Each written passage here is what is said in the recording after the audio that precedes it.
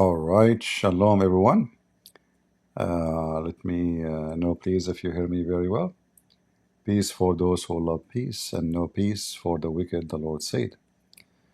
Let me know if you have a difficulty in the sound, like if you have some noise, let me know please. Today we will continue our study. The Muslim, they made the PhD studying me, and supposedly this study is to refute me. Actually, not to refute me, to discredit me, to present me like I'm deceiving the Muslim world. So the whole study simply is to show you that Christian Prince, he used his knowledge, like they admit that he studied Islam seriously, as we saw in the previous video. But at the same time, they are trying to present to you that he's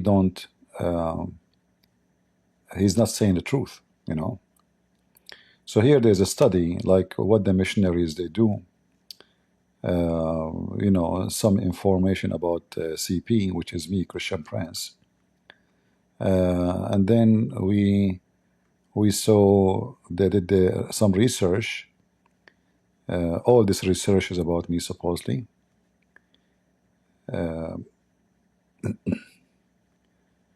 here, Quran interpretation narrative carried out by Christian Prince on YouTube, and its influence on the interfaith social conflict between Muslims and Christians. So I am a very effective in doing a lot of influence on something called interfaith. The interfaith is one of the mockery.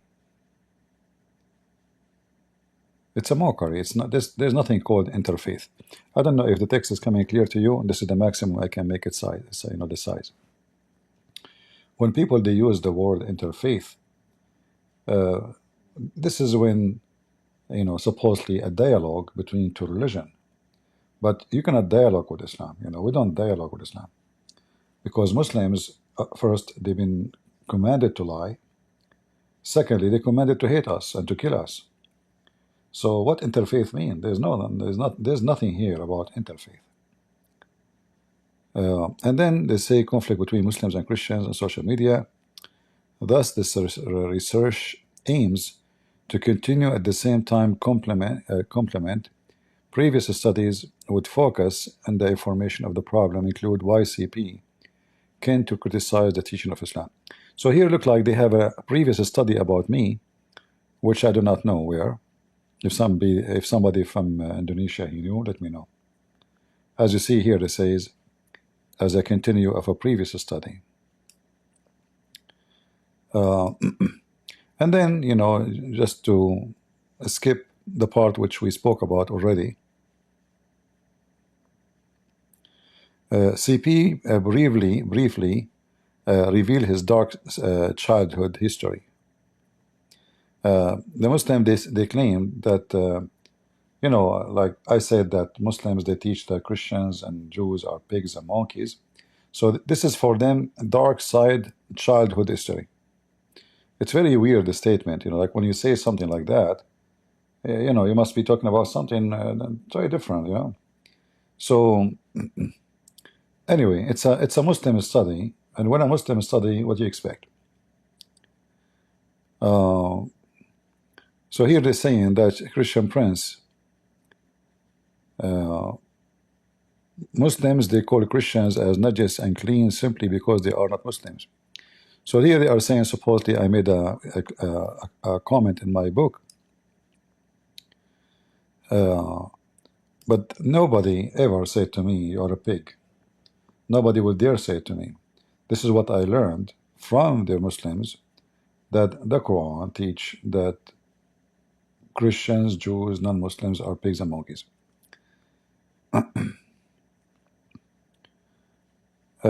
CP explained that his effort to get that stage were not without due process. Instead, he painstakingly through serious learning process. On other occasions, CP also stated that his motivation was nothing but to prove Muslims that the dogma that they had long believed in justify other religion nearly had fierce polemic against them. Nevertheless, CP is more widely known through YouTube and that actively spread its propaganda. Let us skip this part because we talk about it already. And I think we arrive to page number 15. This is page number 7.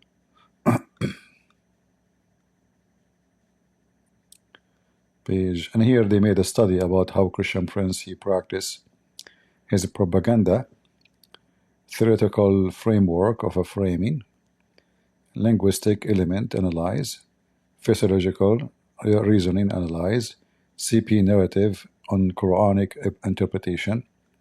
Yeah, I hope soon they will make more books about me in their universities, so the Christian will learn that Christian Prince he made shish kebab of Allah, and no Muslims can refute me. Here the Muslim they made a study about how many people upload my video. Those are not people who watch the video. No, this is the number of people who upload. So number of uploading of videos on CP is a 20 million, 0.3 million. But this is a study, the number here is coming according to the number here in September 12, 2020. So we assume by now maybe it's 40 million, maybe we don't know. And this is what the Muslims say, not me. So here, of the 20.3 million videos that have been uploaded, the study select only the top 2 videos themes from research result. Yeah, so supposedly they are talking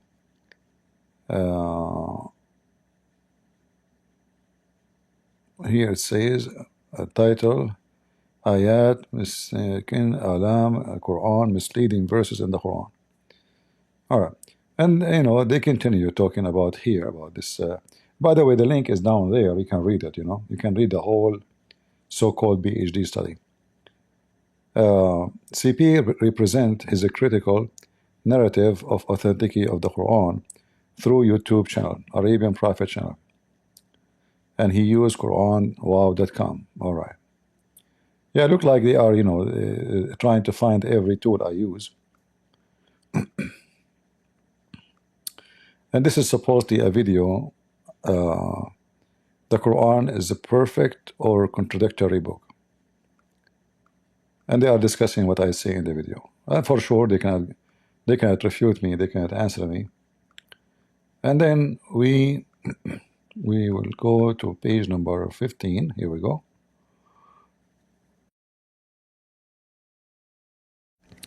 And this is the page where we stopped last time. But here they are talking about the Jews, the Arab. I don't see anything about me, so let us go. CP narrative on misleading verses in the Quran. 3.1 narrative description. CP began review by arguing that Islamic teaching are confusing tradition. It started when the Prophet was asked about a matter, and then he forbid to ask about it. According to CP, such an answer confusing because Muslims themselves are banned from asking anything from the Quran. In that position, CP claimed that Muhammad is the sound coming good, guys? Is my voice clear? Anyone have a problem with the sound? Let me know, please. All right. So CP claim, he claim, you know, claim. It's not true. It's claim. He claim. All right.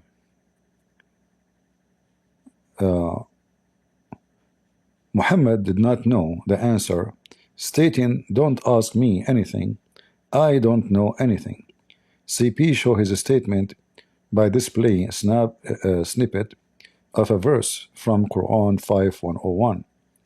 O ye who believe, ask not things which Furthermore, continue, CP also proved that Muhammad was the lead actor behind production of the verses of the Quran. That argument, he pointed in a director that he articulated, not all verses of the Quran can be known their meaning, except that only God knows it. The verse he intended was 3:7. None knows the interpretation except Allah. CP used these verses prove that Islam teaching are confusing, indeed, because perhaps Allah sent down his verses as guidance while Allah himself knows its meaning, and the Muslims are forbidden to question. According to him, that is a concrete evidence that Muhammad only made the Quran to protect his inability to answer Muslim questions about him. Here as an example of his statement: you are making literature, and then you said a name, whatever you know, and then they said to you, who is this guy? God told me that there are some verses in the Quran nobody knows that they mean except Allah. Nobody know what they mean except Allah. Data 6. The book a brother is full. This book a brother is full of many medicines nobody knows what they mean, and the one who will use them is the one who has sick in his heart. Data source here, they are putting a YouTube, but if we go there we will not find the video. You can click on it, because if I click, it is going to flip my page and I don't want to go out. When carefully examining the narrative, excerpt CPU's metaphorical element is found in framing the issue of the authenticity of the Quran. It can be seen in the close from data 5. The purple show how CP invite the audience to illustrate a explaining the Quran as a clue. However, when he is asked the meaning of the verse, he only answered, only Allah know its meaning. The narrative then become a climax of the message highlighted by CP to claim that the Quran contain confusing editors. You know, here the Muslims, like when you say CP he claim, you keep saying CP he claim. So if the Quran is clear, why you have a billion interpretation for the Quran and they don't agree with each other? They don't. Like the Quran itself says Allah he explained the Quran.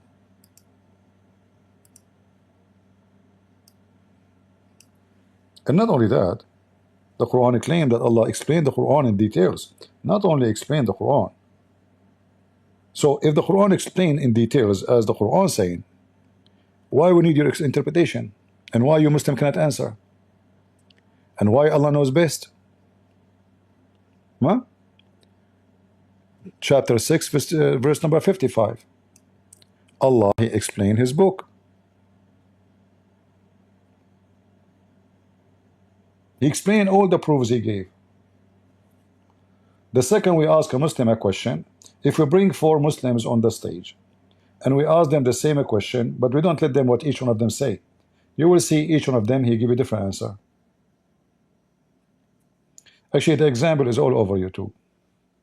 Every Muslim he have a different answer, even from the same sect. Like if we ask Riyas Rakadi a question, he will give you an answer different from this guy with his name, the Indonesian guy, Asim al-Hakim. He will give you a different answer from Zakir Naik. He will give you a different answer from any who claim to be famous. As the scholars, they are famous, but for me they are donkeys. So is the Quran explained? If it is, so why you need all those books to explain the Quran? And if the Quran explains itself, then you do not need the hadith. But we know that 95% of Islam is not even in the Quran. There's nothing in the Quran. Even the miracles of Muhammad, which Muslims they claim, does not exist in the Quran. Like as an example, when the Muslim they say, oh, in the Quran, it mentioned a miracle of Muhammad. Where? They say the chapter of the moon. The chapter of the moon did not say Muhammad did any miracles. In fact, the same chapter make it clear that Muhammad have zero miracle. So if we go here,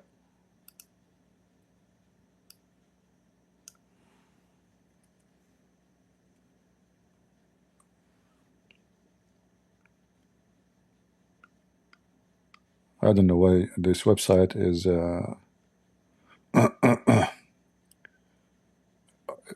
you know, if you read carefully, the Muslim they say that this verse is about Muhammad. Where? Remember, the Quran is explained. Where it says this is a miracle Muhammad have done, and where it happened. Who is the one who did it? Where? And who is watching? Nowhere, nothing. It says the hour drawn night and the moon is split. In fact, this verse proved that Muhammad is a fraud, because he just claimed that this is a sign of the day of judgment. This is one of the signs of the day of judgment. This is not a miracle. This is a sign of the day of judgment. Now you can say it's a miracle if it's true that Allah he did it, but he did it as a sign of the day of judgment, not a sign for Muhammad. And nowhere it says Muhammad did anything. So simply, maybe in the time of Muhammad there was an eclipse, which is very normal. We know that Muhammad, when he see an eclipse, he go crazy. He go mental.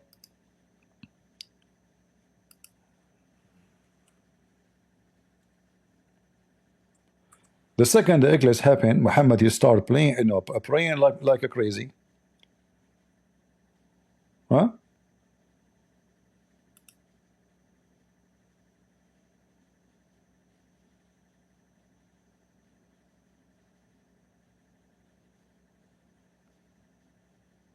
Eclipse is very scary thing for Muhammad.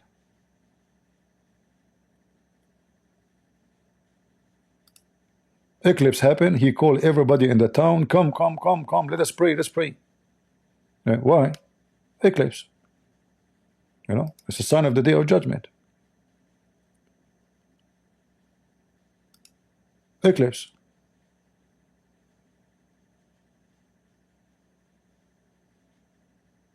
Right? Okay. So we see here that when the Muslim they say Christian prince claim that the Quran is confusing, I mean, I am not claiming, I can prove it. This verse about who? What happened? What happened? Who is a Muslim can tell us what happened? The only way to understand is in a book written long after Muhammad's death by people never saw Muhammad, like al-Bukhari, you know, 200 years after Muhammad. And al-Bukhari is not even an Arab. He never been he's not born from the city of Muhammad. He is not a Saudi. He is from Bukhara, and even they say he was a blind man. The blind man who witnessed to Muhammad what happened. In fact, even al-Bukhari never exists as a book. The book written according to Muslims by the student of the student of the student of al-Bukhari, like the Bukhari said, as al-Bukhari became their prophet. So we do not need to claim, it's obvious. Like if I ask any Muslim, I hope the Muslims are taking notes. If I ask you right now, the Quran keeps saying Israel. Okay. If I ask you what Israel, who is Israel? Oh, children of Israel. Okay, children of Israel. Israel. Okay. Like, who's Israel?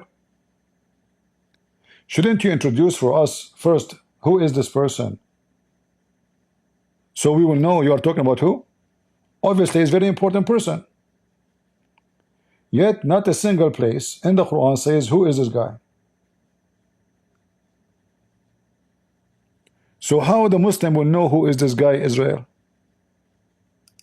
Oh, children of Israel. Oh, children of Israel. Children of Israel. Mr. Israel. Okay, who is Israel?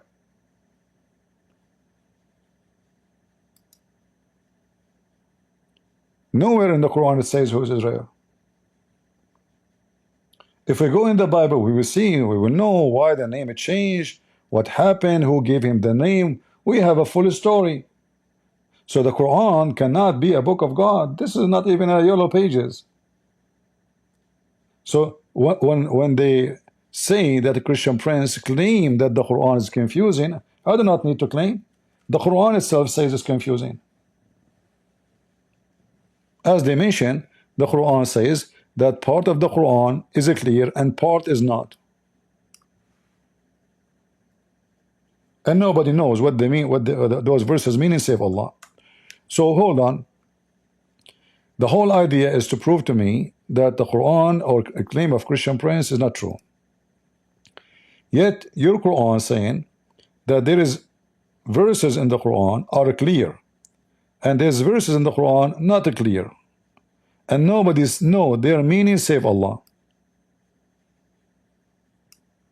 So is the Quran confusing or not?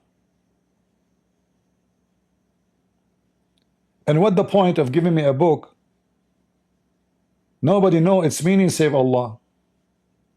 Is that a book supposed to be for Allah or for me? Like imagine you buy a car from Elon Musk. He give you a manual. It's written in a language nobody knows, nobody heard of. If you see the light in your engine here in English it says, and then the rest is coming in gibberish language nobody knows. Shanku fashkashku shatashut shashashut. Okay, what is that? So the title is clear. If the light in your engine appear, turn red, read the following and do the following. After that we start reading. We do not know what he's saying. So how we can fix the engine?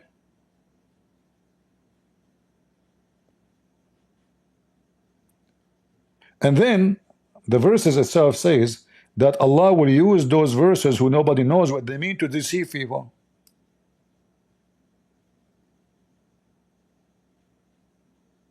Can you believe it? Why Allah giving verses to the Muslims to deceive them? Because the one who will be deceived by those verses is the Muslims. The one who consider the book as a book for them is the Muslim, not us. For us, we laugh at it.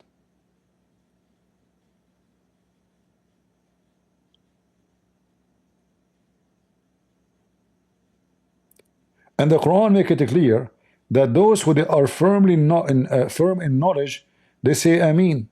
They don't know still. Look. So who is the one who is a scholar in Islam? Is not the one who knows the meaning, is the one who say I believe.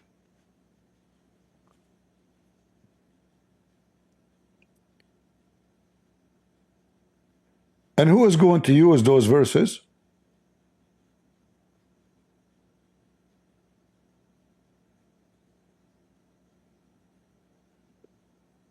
The thieves. And look at this, guys. Al-Farid obligation. What is that, Al-Farid obligation? Huh? Obligation, duty. Al-Hudud. Maybe maybe they mean Al-Fara'id. Fara'id. Duty, Al-Hudud. So what is left? Those are clear? Those are clear. No, not true. Because if they are clear, why the Muslim sect, each one of them disagree about what is obligation and what is the hudud, which means the penalty. As an example, if a man have sex with his mother, according to Abi Hanifa, there is no penalty even if he have sex with his mother, his sister, and his grandmother, even if he knew that they are his family. Do you Muslims agree about this? Right away you will say to me, I don't agree with Ibn Hanifa, right? Because this will bring shame to you, because you're a potato, hypocrite. So do you agree about the hudud? And we are talking about the same sect, the Muslim Sunni. We are not talking about the same, like different Shia or Ahmadiyya. No, no, we are talking about the same terrorist group, the Sunni. The Sunni, they are the most divided, and they don't have the same obligation, they don't have the same penalty. Ash'ari, Ahbash, Battito, Tomato. I mean, a billion name of billion school, and nobody agree with anybody. That's why they have different names.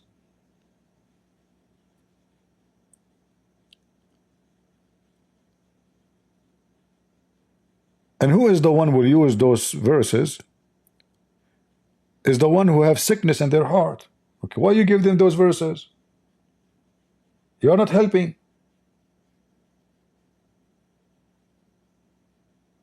Why you allow people to deceive people by using your Quran?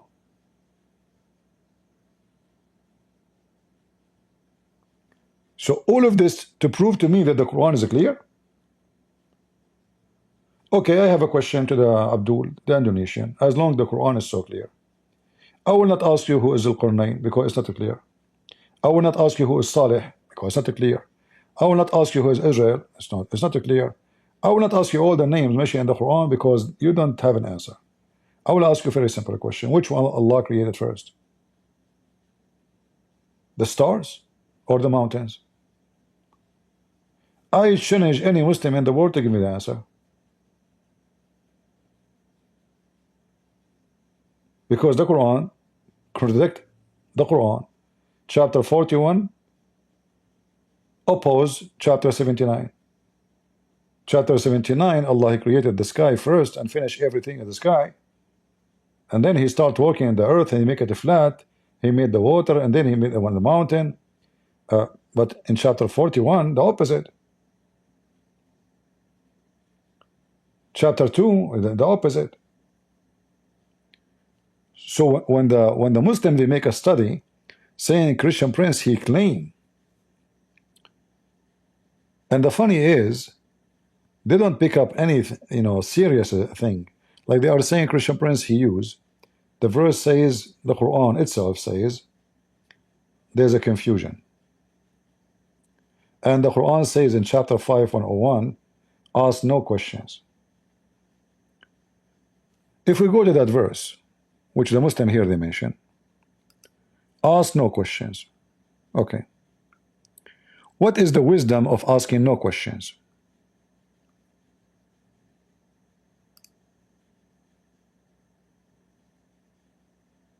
Is asking no question will solve the problem?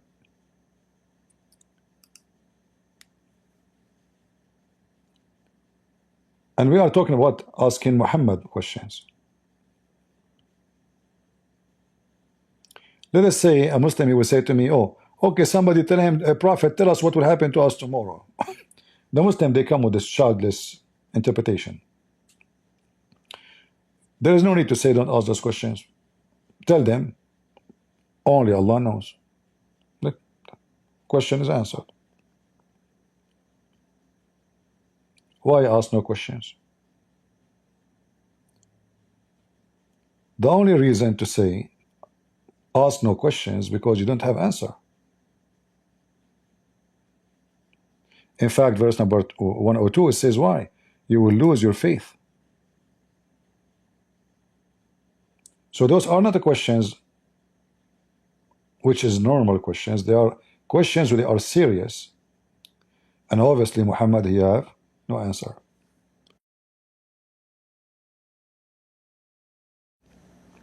Imagine I go live and then I say to people, don't ask me questions. If you ask me questions, you will lose your faith. So what are you doing here? Allah sent me to answer your questions. And Allah sent you to answer our questions about Allah. And Allah told you, ask no questions. So which questions we can ask you? Okay, you can ask me a serious question like, Your wife, she saw a dream, sexual dream. Should she wash her vagina? Oh, this is a serious question. So Muhammad have time to answer those stupid questions. Like when a woman, she came to him and she said she was touching herself last night and she have orgasm. I mean, this is serious. But what happened to Jesus on the cross? He will not answer. There's no explanation in the Quran. It says appear to them. What does that mean? Nobody knows.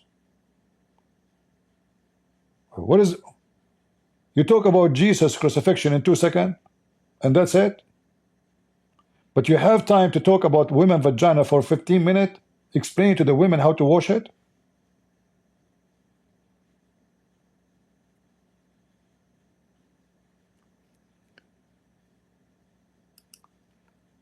So the Muhammadan here, they are trying to, let us say, discredit me. But anyone who watch and see, you are a Muslim or not, you will see that this is false. The Quran is a very confusing book. Open any interpretation for any verse in the Quran, and you will see how different the interpretation for the same verse. Like as an example,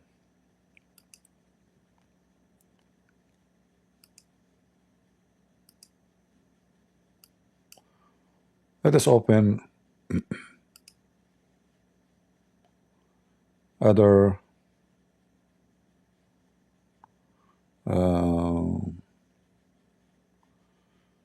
okay, we need to open it. Hold on, give me a second.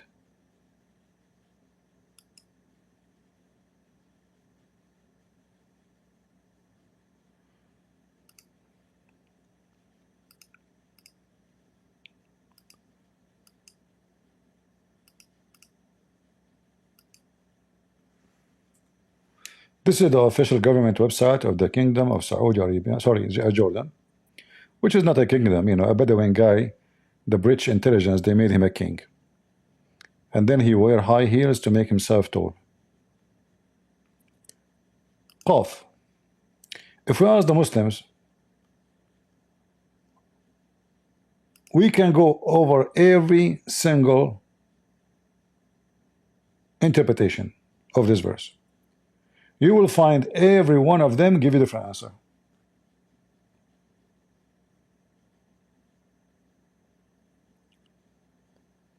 Ibn Abbas, he claimed that Qaf, by the way, is a letter. It's not even a word. It's a letter. Qa. From his narration, the authority of Ibn Abbas, he said the interpretation of Allah saying Qaf, he says it's an azure mountain overlooking the world.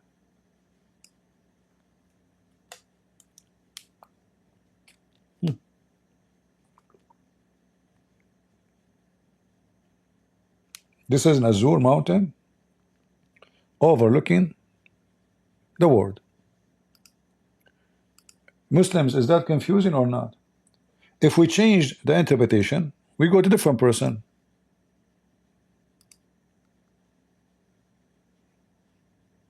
Let us switch to end so we can have more tafsir. Al-Jalalain. Allah knows best what he mean by this letter. The other guy, it's an azure mountain.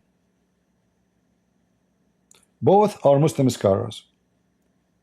The first guy is the cousin of Muhammad, who Muhammad, he prayed to Allah to make him the ink of the nation, which means the highest scholar.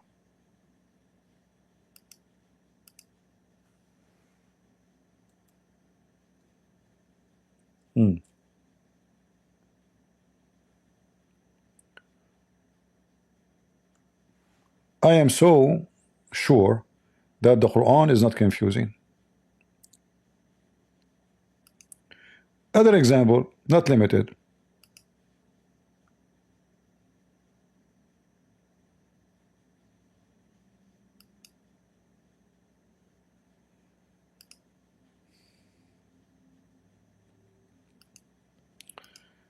Look at this interpretation for chapter 68, verse number 1.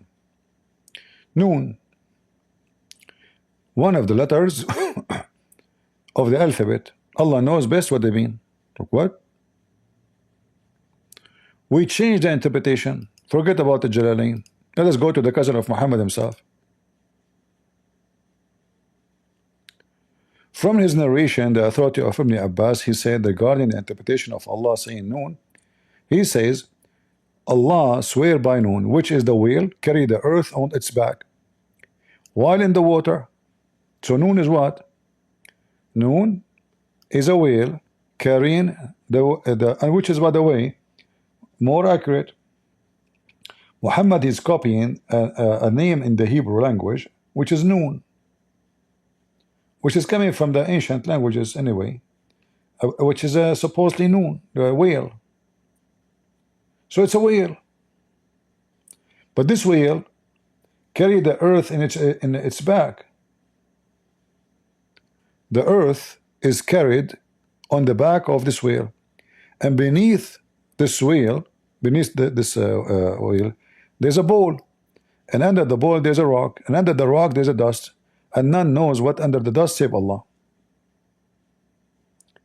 The name of the whale is Lowish, and it's a Said. The name of it is Lutaya.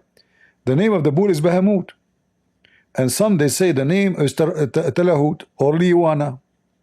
All those are foreign names from foreign religions. Muhammad copying, and this is Ibn Abbas, the cousin of Muhammad, not somebody who came 10,000 years after Muhammad. The whale in the sea called Adwad, and it's like a small ball in a huge sea, and the sea in Hollywood rock, whereby there's 4,000 cracks. I have to say, Muslims, the only one have cracks is you. I mean, you are taking too much cracks, and there's a cracks in your head to believe in such a story. And then they say to you the Quran is confusing, it's so clear. Yet every one of them had a different story for the same verse. Even Ibn Kathir, he claimed that the earth carried away, carried by a whale. I can show you.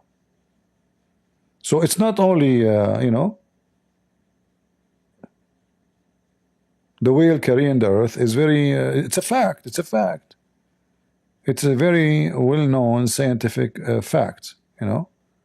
The problem that those Christians don't want to accept reality. Those Christians are not being truthful. If they are truthful, they should accept the facts that yes, there is a whale carrying the earth in its back, and this is scientifically proven to be true. Even NASA, they found it. Yeah, there is, the whale is there. But those Christians, oh, not this one, hold on. This is a different whale.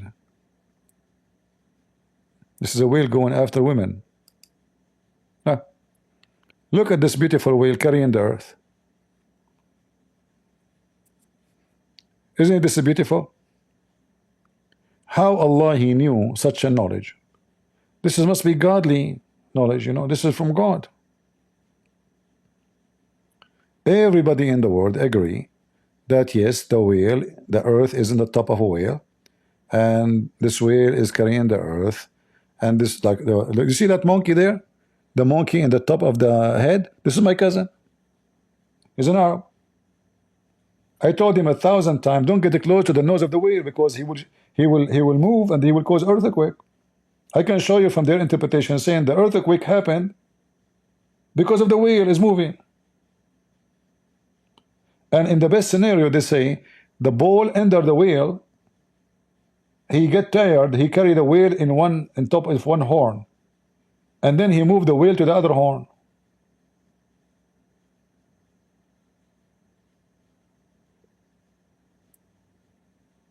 Right? Yeah. And then the Muslim, they say to us that the Quran is not silly, stupid, Look at the camel in the water. What is that? There's camels under the water too. Yeah. Look at the earth in the top. This is Saudi Arabia in the top. Look, and this is coconut. You see the coconut? If you see the coconut, this is Indonesia. All right. This is close to the house of people in Indonesia. Yeah. This is here like Disneyland. See here? Yeah. It's true story. And then they want to convince you that this book is not confusing, is not stupid. The sunset in murky water, Gog and Magog, all the crazy stuff. And then they want to say to you, Christian Prince is deceiving you. True story. We go back here. All right. The narrative appear in the clause that the Quran says Allah has sent verses in the Quran. If you listen to them, if you believe, you are going to be misled. Absolutely. You see, they are saying Christian Prince, he claimed. Hold on. Let me spank you. Your prophet himself, he said, that Jibreel told him. Who? Jibreel.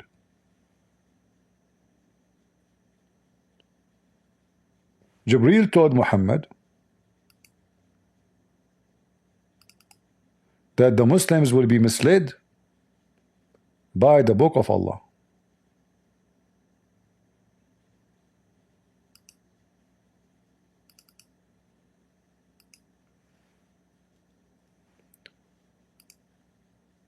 This is the book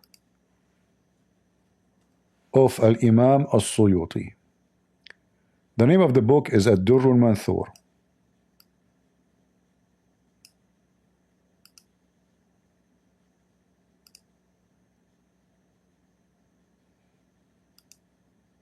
I don't hear anything. Why the sound is not coming? Okay, hold on. Maybe I need to change the setting.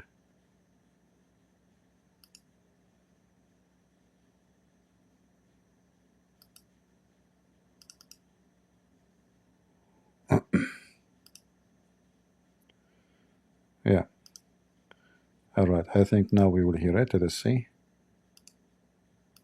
Al-Dur al-Manthur, al-Suyuti, Jalal al-Din Abd al-Rahman bin Abi Bakr al-Suyuti. Man, this audio, English audio, make me feel like I want to vomit with this Arabic. All right. Here it says that Muhammad, he came, and the one who reported this hadith is Umar. Umar, he came, I was sitting, and then Muhammad, he came to him, and he was so upset and so sad.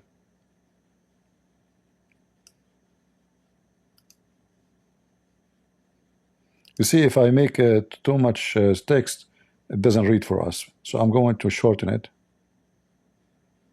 and do it part by part. I don't know, still is not making audio. Anyway, you can read. So Umar was sitting, Muhammad, he came to him. Umar is the caliphate who became a caliphate after Muhammad and got killed by Muslims. He came and he's very sad, extremely sad. And Umar, he said, what's wrong? He said, oh, I seek refuge by Allah. Oh, you know, disaster. Oh, well, Umar, he said, what happened? He said, Jibreel, he came to me. Jibreel came to me, and he says, and then Muhammad keeps saying, everything belongs to Allah and will go back to him. This is a statement the Muslims say when something very bad happened. So what happened, Muhammad? Tell us.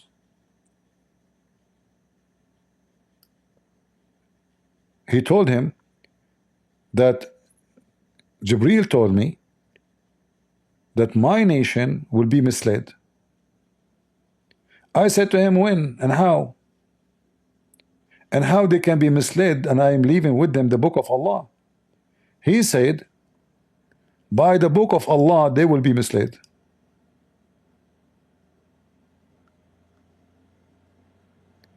Your nation will be misled shortly after you leave. Not much after you leave. I said, how they will be misled, how they will be disbelief and misguidedness. And I will leave with them the book of Allah. Jibreel, he said to him, by the book of Allah, they will be misled, which means the Quran is going to mislead them.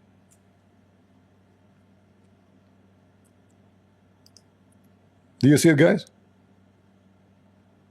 I wish you speak Arabic so you can read it better. So how they will be misled? By the book of Allah. And Muhammad said, how in the world they will be misled? I gave them the Quran. He said, okay, hold on. The Quran, it is the Quran will mislead them. And not only that, he said that the first one who will mislead them is the leaders and the sheikhs, the one who recite the Quran perfectly. Read it.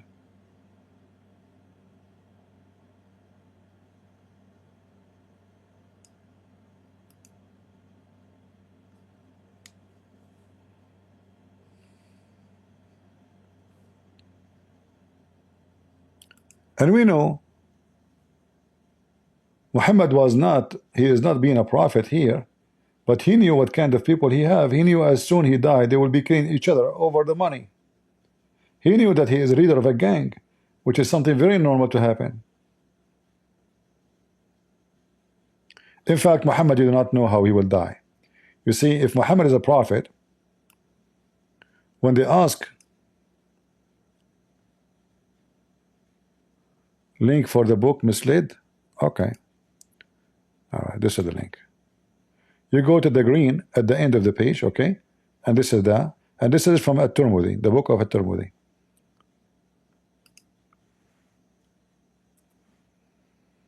I will post it in Rumble and for you guys. Save it.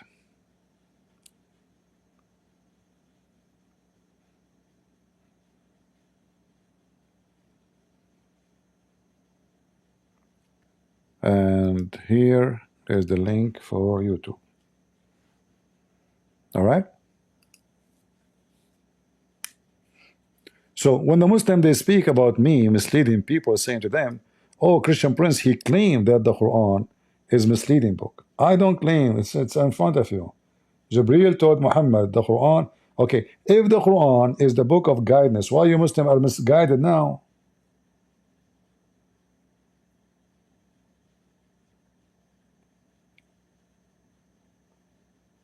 The Muslim Sunni is a billion sect. In fact, just to show you something you cannot even respond to, Muhammad said, you see, the Quran supposedly is the book is not corrupt, as the Muslim claim. And for me, I don't care if the Quran is corrupt or not, because there's no point to prove a book corrupt when it's false anyway. But look what Muhammad said. According to Muhammad, the most groups are misled are the Muslims. Are you going to say to me, Muhammad he claimed now? Are you going to make a PhD about Muhammad misleading people? Your prophet says the Christians, the Jew, there will be 71, 72 sect. The Muslims will be 73 sect. One of them will be right, the rest will be wrong. So who is the one is the most misguided?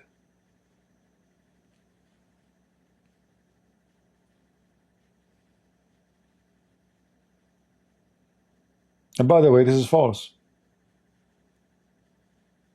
The Muslims are 73 sect only. Are you sure? The Sunni alone is a couple of hundreds. And each one of them, he claimed that he is the right one. You ask any Muslim, who of you don't support Erdogan? They will say, oh, Erdogan is a great. The second you say to them Sufi, they say Sufi are not Muslims. How many of you proud of Qadarov? Oh, well, Qadarov is a great. The second you say he's Sufi, oh, he's not a Muslim.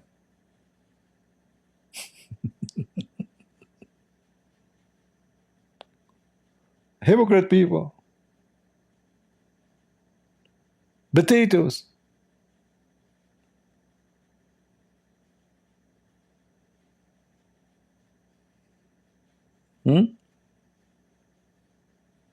So even Muhammad says that the most confused between all is the Muslims. Otherwise, he will go, you have the Quran with you. why you will become 73 sect and one of them only will go to heaven? Which means the Christians have a better luck and the Jews have better luck, because we are like 71 sect. One of us will go to heaven according to Muhammad. The Muslims are 73 sect. One of them will go to heaven. So go to Christianity, a better chance. But for us, we don't have sect. You know, there is nothing is called sect. Any name in Christianity is not from God. As you see here, Muhammad, he made it clear that there will be sect. Jesus never said, you go and make my church sect. He never says go make Catholic or Protestant or Orthodox. The Messiah, he preached one church. And whoever believe in me and die will live. Not whoever is a Catholic or Protestant or Orthodox. Whoever believe in me and he die, he will live.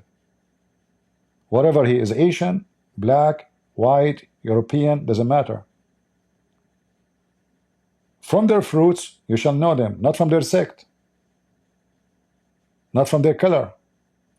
Your religion insists that most of you Muslims are going to go to hell and only one sect will go to heaven, and nobody knows which one.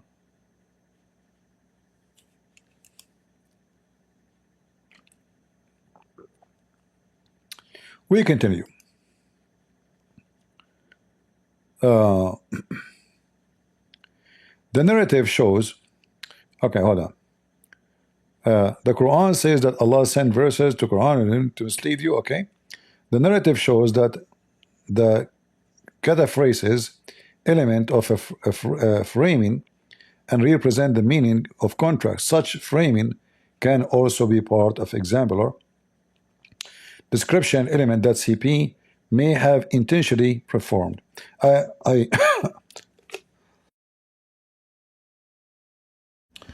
Sorry if I mute the microphone during the time I'm coughing. By the way, I stay all the day without caffeine. I start talking, I think, you know, the dust, I have some kind of allergy. I have to say to Muslims, everything I do is intentionally. I mean, it's very stupid of you to say intentionally, not intentionally. Things can happen intentionally if I am stupid. I am here coming to debate with knowledge.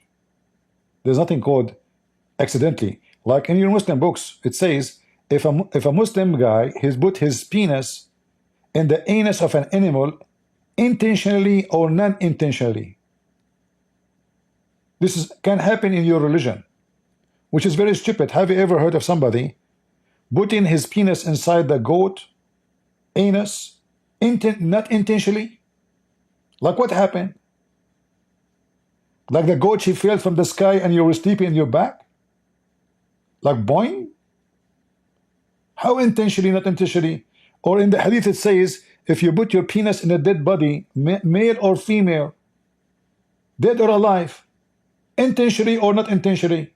Like, this can happen only in Islam.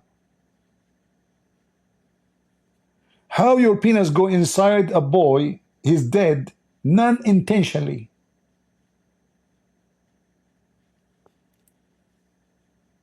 What a stupid religion. I mean, do you even read what you say?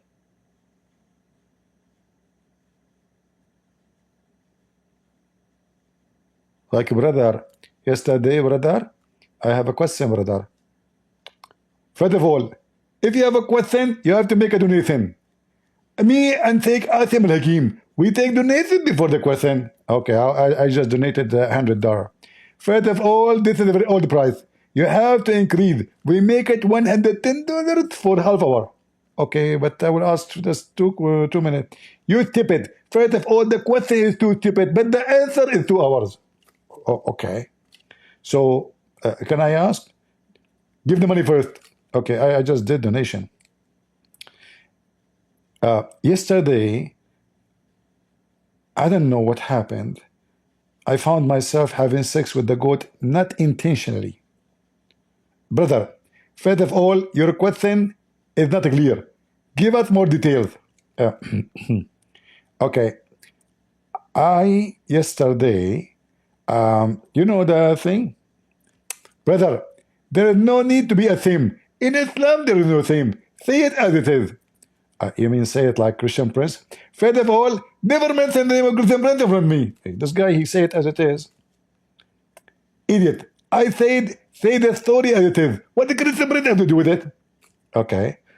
Okay. So yesterday, I was like, you know, it happened like not intentionally. Brother, how in the world we can help you if you don't tell us what happened exactly? Yeah. I mean, the details is too much, you know. Not intentionally. What a stupid cult. And you are making a study, PhD, about me? What about you make a study about your book saying that somebody did boom boom to a goat not intentionally? Or to a boy, dead man or dead woman? Or a woman, she is using a crimbage, which is a sex toy. Or she cut the penis of an animal to use it for sex. This is how silly those people are. They're trying to say to you, oh, Christian Prince, you do that on purpose. For sure I do it on purpose.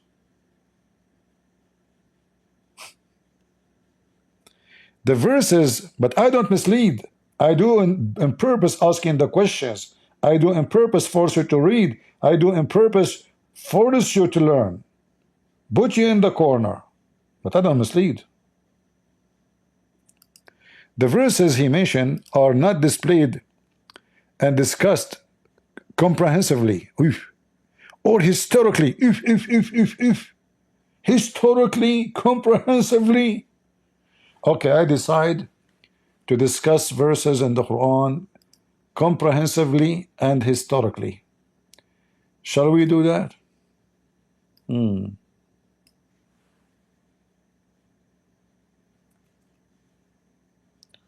All right. I decide to do comprehensive study.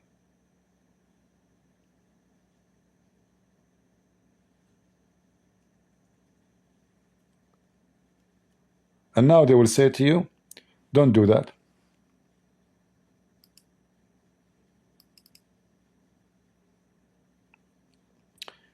This is Ibn Kathir.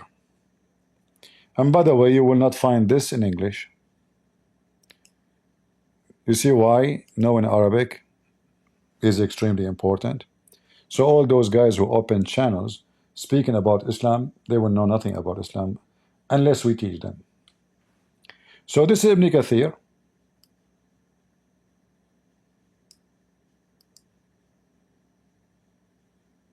Interpretation of the Great Quran, Ibn Kathir. Interpretation of the interpretation. Have you ever heard of such a title? Interpretation of interpretation. And then we make a book, it's called Interpretation of the Interpretation of the Interpretation of the Interpretation. And then we make in a book, it's called Interpretation of the other interpretation of the previous interpretation of the new interpretation, because all the Quran is so clear. All right. Look at Muhammad, he says. A man, he came to Muhammad and he asked him a question. Why Prophet of Allah? Why the child, he looked like his mother? And those questions, the man, he said to him, no one knows the answer for those questions save a prophet of God. What is the first sign of the hour, which means judgment day? What is the first meal the people in heaven will eat? For sure, McDonald's.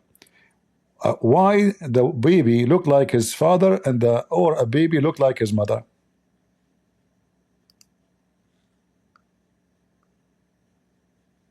All right. And we can find this hadith in English too, in the same hadith website. So Muhammad, he said to him, oh, Jibreel had just told me the first meal,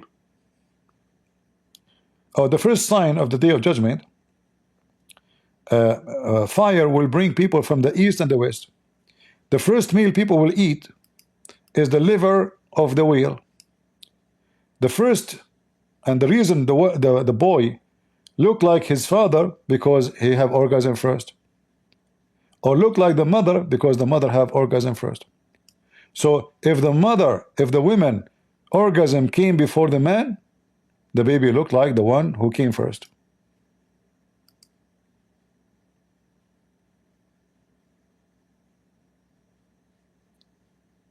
All right, translation is not accurate. However, this is not really the hadith I want. Let me get you the one I want. But just to show you how stupid Muhammad is, I do not need proofs from here and there. I mean, your books is full of them.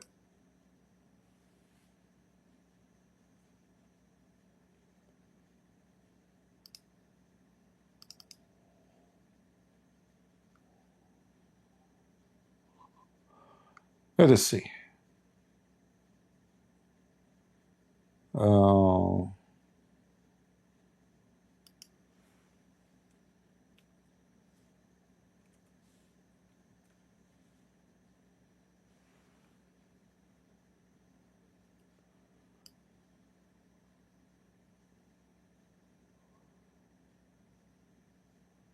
trying to find where is the, because this thing is not one page, so you have to click, see which page. Al-Hut. Maybe in page number 1. Let us see here.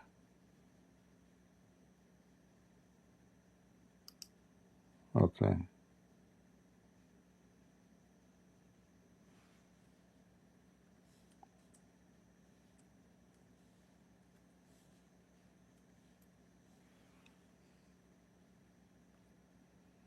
Al-Hut, Al-Hut.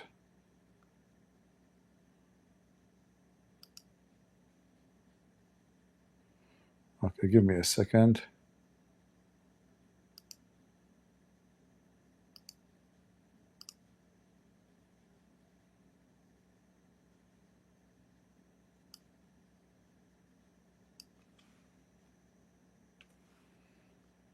Let me find the reference.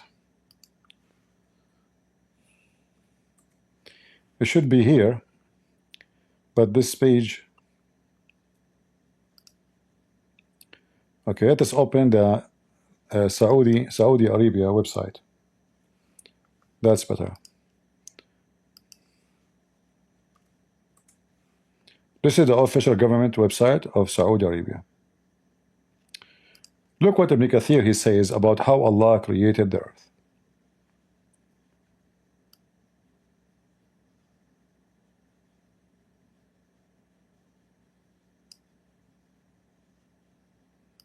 Why the translation is not working? For some reason translation is not working here. Let us make it shorter. Okay, now it's working.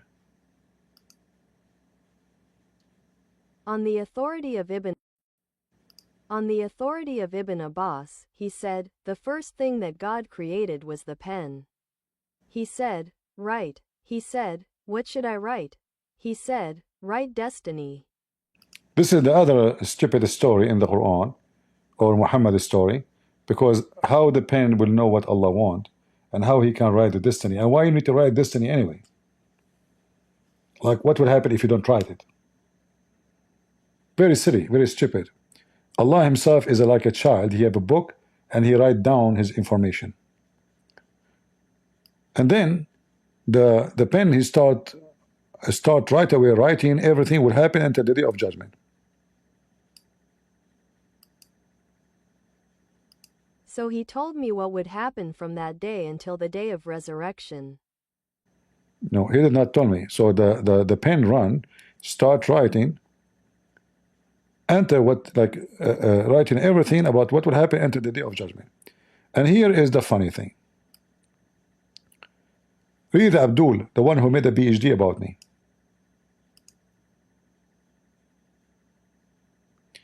Then Allah, he created the noon. What is the noon? Remember, it's a whale, and raised the water vapor to the sky, burst from it, and the earth was spread out on the back of the noon. What is the noon? Is the wheel. The noon shock. The noon start moving.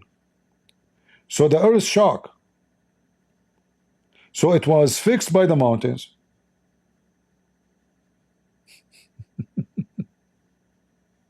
And the earth is proud by its mountains now.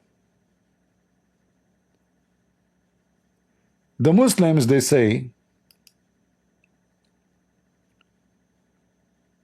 that CP, he claimed that the Quran is confusing. Is Ibn Kathir confused? Is Ibn Abbas confused? If they are not, do you agree with this story? That the whale is carrying the earth, and the whale start moving, so Allah, he fixed the earth because the whale is moving by the mountains? And how Allah, he fixed the earth by the mountains? He placed the mountains like nails, like the nails of the tent. But we know that mountains, according to science, they come from the ground, not the opposite. They are not coming from heaven. And they are not nails, they are coming from the ground. It is the pressure of the tectonic plate. And if you live in Indonesia, you see mountains all over around you because you live in an area have a lot of volcanoes. So magma pressure, tectonic plate pressure, all of those things create mountains.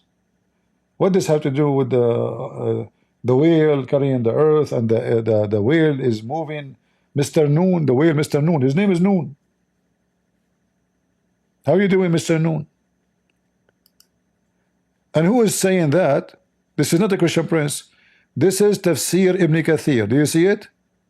In case you are blind, Abdul, this is Ibn Kathir interpretation. This is not Christian prince interpretation. And by the way, if we go to Ibn Kathir in English, we will not see this information. If I go right now to chapter Noon or Al-Qalam and check this, am I going to find it in English? No. Let's give it a try. Shall we?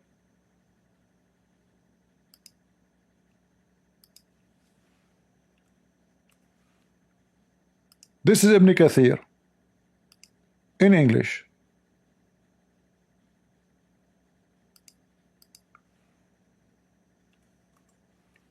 I assure you, we will not find the interpretation for this verse about the moon, the wheel carrying the earth. No way. They took it off.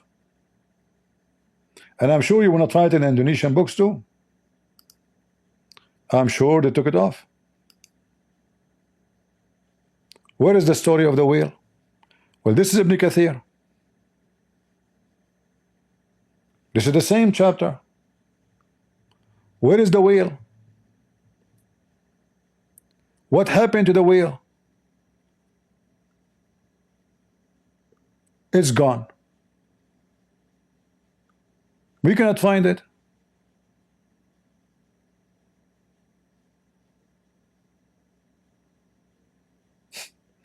So do you see how the Muslim, they are a bunch of deceivers? This is supposedly a translation of Ibn Kathir. So a Western person, he said, okay, I will read Ibn Kathir. This is a famous scholar, and by the way, he is nobody. This guy is a YouTuber, even though at his time there's no YouTube. This guy, he was existing in Syria, and the Christian, they made shish kebab of Muhammad. So he was trying, the whole purpose of his tafsir is to defend. But as you see, it's a mockery. So now the Muslim, they claim they have a translation of Ibn Kathir. I have the books of Ibn Kathir here. The physical books. All of Ibn Kathir here is not even 200 pages. So all those books on my shelves are what? How Ibn Kathir becomes so skinny? Ibn Kathir, he went in diet. There's no whale, there's no noon, there's nothing. It says here in the beginning, noon is letters. That's it. But in the official government website of the Kingdom of Saudi Arabia, as you see, whale, Noon is a whale. And he is the one who carry the 7 earths. The Quran teach there is 7 earths.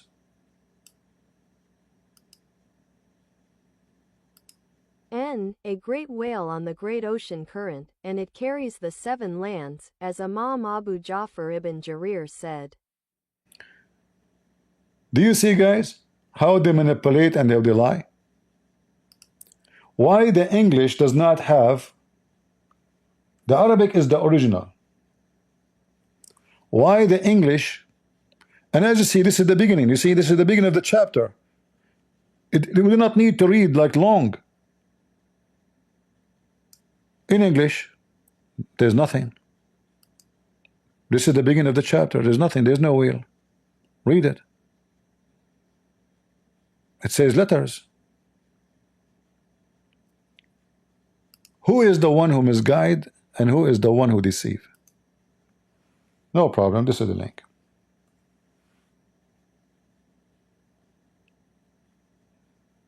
All right.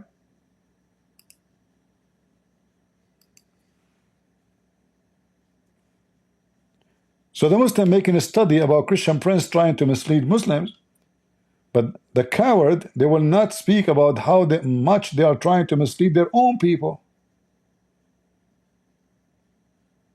If we ask now those who they are doing PhD, do you accept what Ibn Kathir is saying about the Quran? That there is 7 earths are carried by a whale? They will say no, we don't accept. Okay, who confused Ibn Kathir? Is he confused by Christian prince?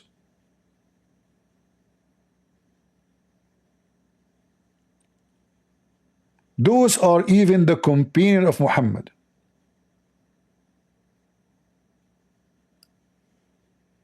Imam Abu Ja'far ibn Jarir. Is he, maybe Christian prince, he paid him? What is meant by his saying, N is a great whale on the great ocean current, and it carries the 7 earths, as Imam Abu Ja'far ibn Jarir said. Ibn Ja'far, Ibn Jarir, Ibn Battikh, Ibn Shartukh, all of those, they work for Christian prince, and Christian prince, he confused them.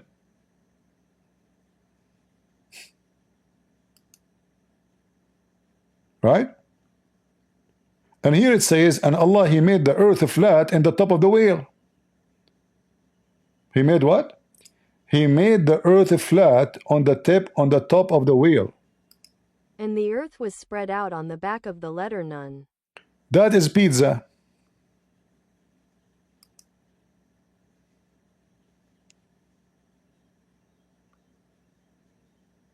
Huh?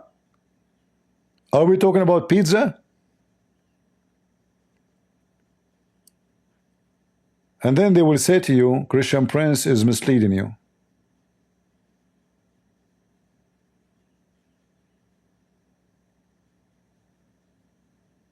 What a bunch of potatoes. And by the way, I'm not upset they are doing PhD about me. Good for you. Teach your kids. Then they will come and they will watch my videos and they will read my books and they will see that you're a bunch of liars.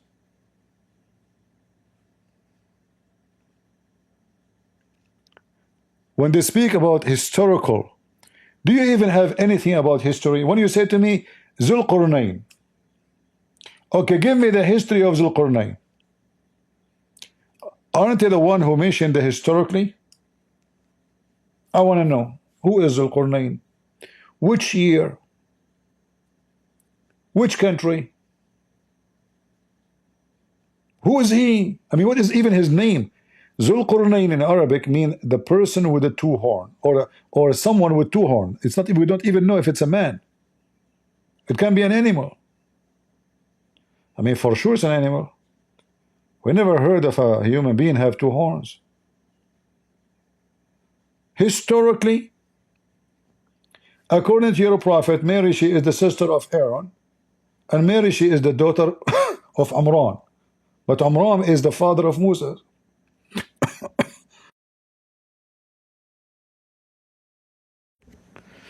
Lord have mercy.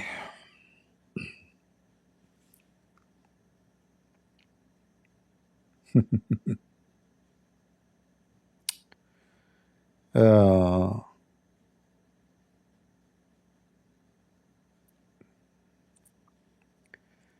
representation of the storyline 5101, for example, which is explaining the context of the story of someone who asked the prophet about the purpose of God commandment to sacrifice. Okay, that is revelation of Allah. Allah is all-knowing, all-wise.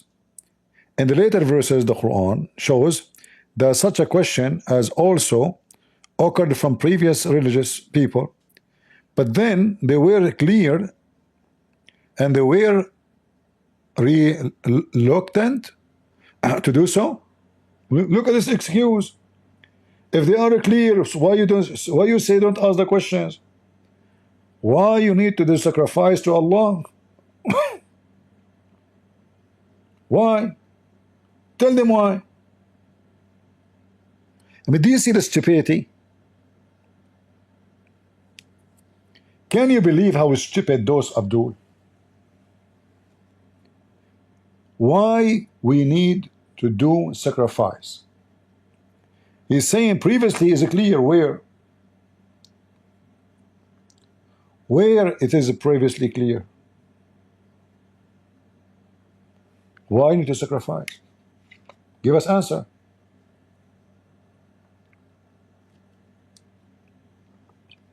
The answer is very simple. You are trying to copy other religions. Muhammad do not know why. But when they were cleared, they were reluctant to do so. The same thing also happens when CP explained 307. Hold on. When do you mean when they are clear? If they are clear, why is saying to them don't ask questions? And verse 102 it says people before you asked the same question and they lost their faith. Just to show you how the Muslim they lies about the interpretation. What is the reason for this verse, guys? The reason for it, they ask about why Allah gave commandment to sacrifice. Okay, chapter 5 verse 101. Let's go. I will try to use first the English.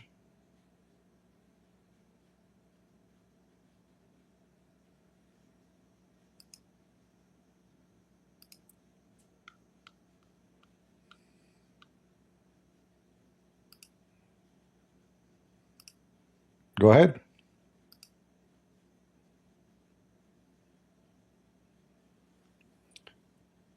Read carefully. Do you see anything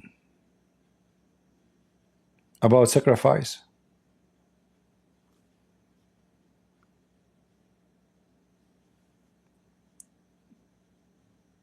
Do you see in the interpretation anything about sacrifice?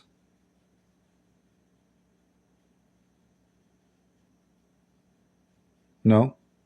Look what the interpretation is saying. It was revealed about Harith ibn Yazid, who asked the Prophet BBUH when the verse about Hajj to the house, to the Kaaba, is a duty unto Allah for mankind. Where is sacrifice here? Was revealed. It's once a year, O Messenger of Allah.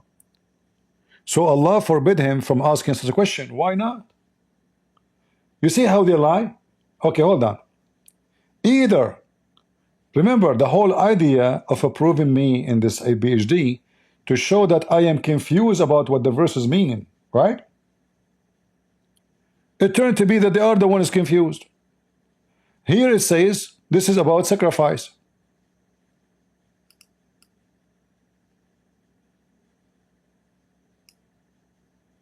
Right? Ibn Abbas saying no, this is about doing Hajj. Either way, why Muhammad saying don't ask questions?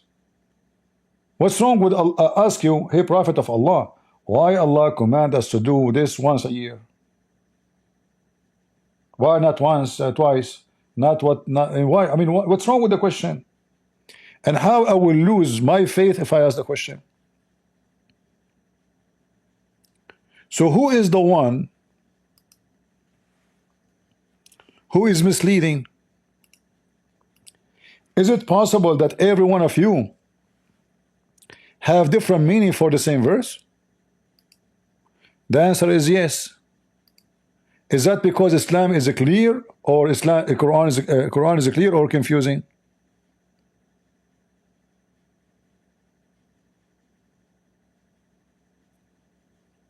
We change the interpretation. This is Ibn Abbas. Let us go to Al-Jalalain. Read it. Where is the sacrifice?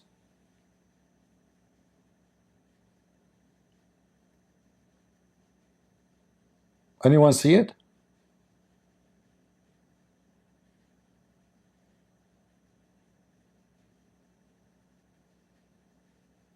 Muhammad, he could not disclose the meaning of the verses. Muhammad could not explain what he is saying. The following was revealed when they began to ask the Prophet so many questions. O you who believe, don't ask about things which is disclosed to you. If disclosed to you, if revealed, would it trouble you? So who is the one is lying to people about the purpose of those verses? Me or you, Abdul, PhD? Which university is yours? Which university? Bosat, in Arabic Bosat mean kisses. Bosat Journal University Islam Nigeri Araniri. Araniri, my butt. This is not a university. This is a stable for goats. You stupid idiot, if you want to lie, at least tell us where you get your reference from.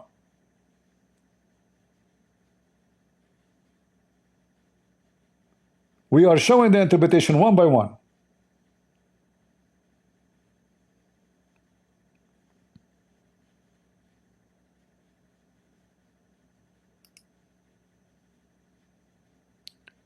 This is a university. Anyone knows where is where the address of this university? Somebody said this is considered the city of Sharia law.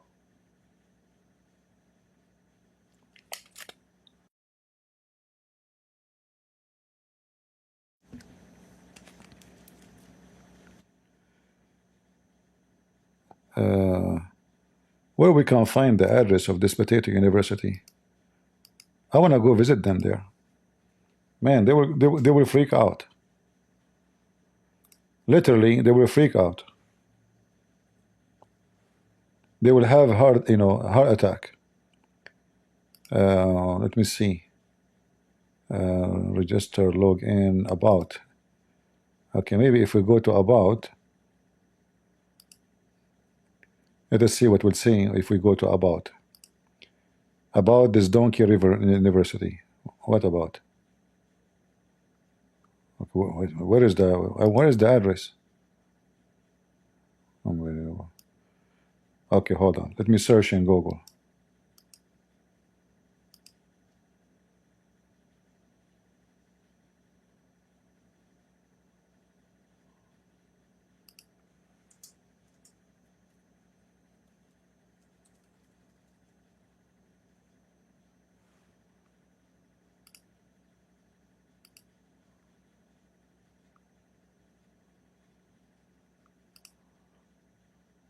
Oh, look, here we go. I found the university.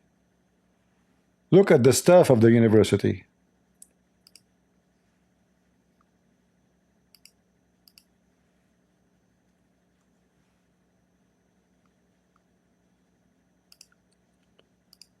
This is the bed doctor of the university?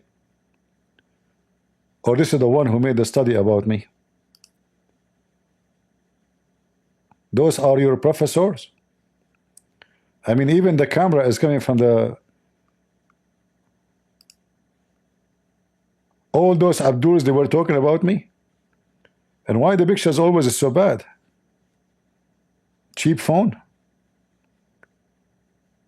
Man, this is a serious university. Look how big the computer. What it says there in the middle, PhD about CP, and Lord have mercy. Look how much makeup they put in their faces. Look, look. She have 10 kilograms of makeup. You can't even see her face. There's no need for a hijab. You know, just put the makeup alone is enough to mislead us. Who are you? Oh, they are meeting here. This is Christian Prince. You know, he's wanted. What we would do. You know, should we eat pizza? Should we sacrifice some goat? Maybe Allah will take him. Aman Rabbi Aman. Group study about CP. Salamat dating adulterior ISO 9001. That's deep. So this is the university making a study about me? You can tell it's a terror school.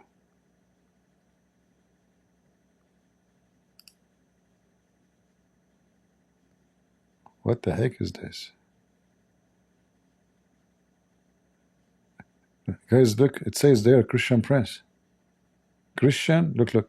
Christian Prince making shish kebab.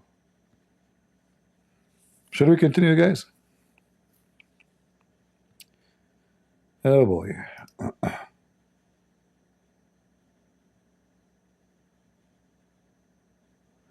And then they say to you, Christian Prince is misleading people. That's it. I decided to go to Indonesia. Urine, or this, I think this is urine word in the Indonesian language. Uin. I mean, I'm bad in every language, man. Uin Ranari Banda. I was saying where I saw those people before. This is the Banda school. We used to be together. Professor Banda, he was so slow. I mean, this bear was so cute and so slow. It took us 20th century to finish first year. It turned to be this is the Banda school.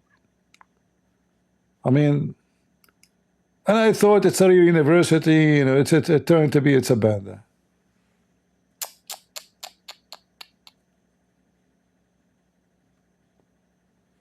Banda, the Banda bear, you know the Banda bear? Cute.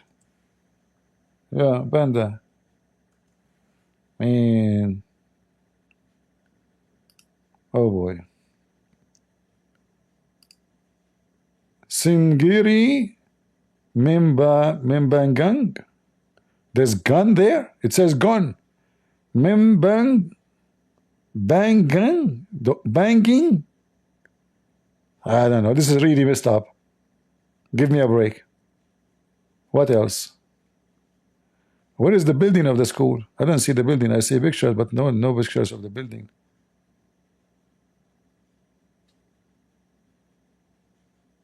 This is the school. It's a big school, man. SBSN 2024. Is that really the school? What the heck is that in the blue? The designer is very weird. What is this? This is the mosque in the school? Yeah, at least now I know where is the bathroom. Oof, oof, oof, oof, oof. Yuin Renari Banda Asich Sangara Milky Laboratoron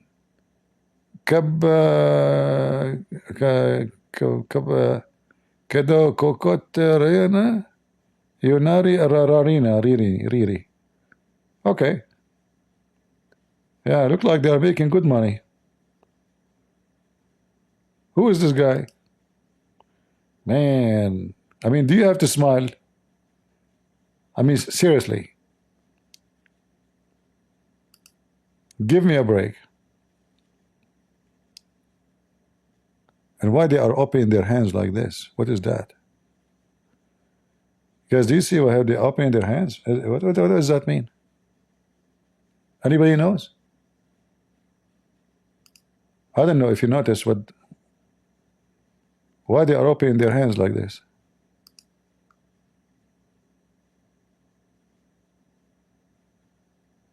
What does that mean?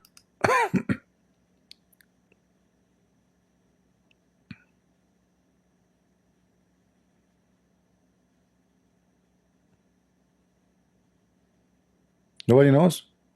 What is the sign in their hand? Why they are opening their hands like this? Guys, do you see what I'm talking about? Look at the hands of the women. See her hand? See her hand? See his hand? His hand? His hand? It looked like a crab, you know? It's a gang sign. I cannot zoom out or zoom in. What do you mean zoom out? Idul Fitr. Idul Fitr. Okay.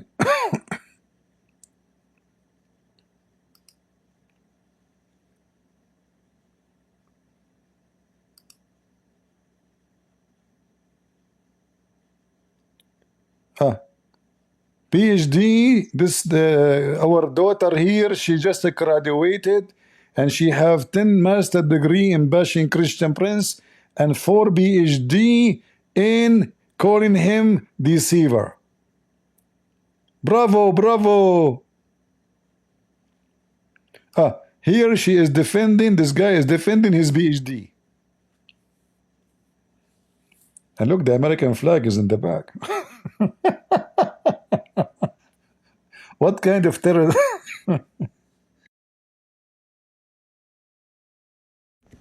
You potato, you put the flag of the kuffar there?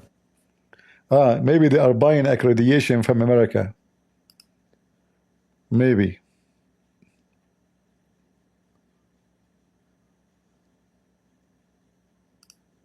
Yeah, don't worry. Those Christians don't give us a like. They will like Muslim videos. My videos, nobody like them. Christians don't like my videos. Don't ask them to give them like. They would do the opposite. What is this? And I don't know why the images are not clear. Is my internet slow?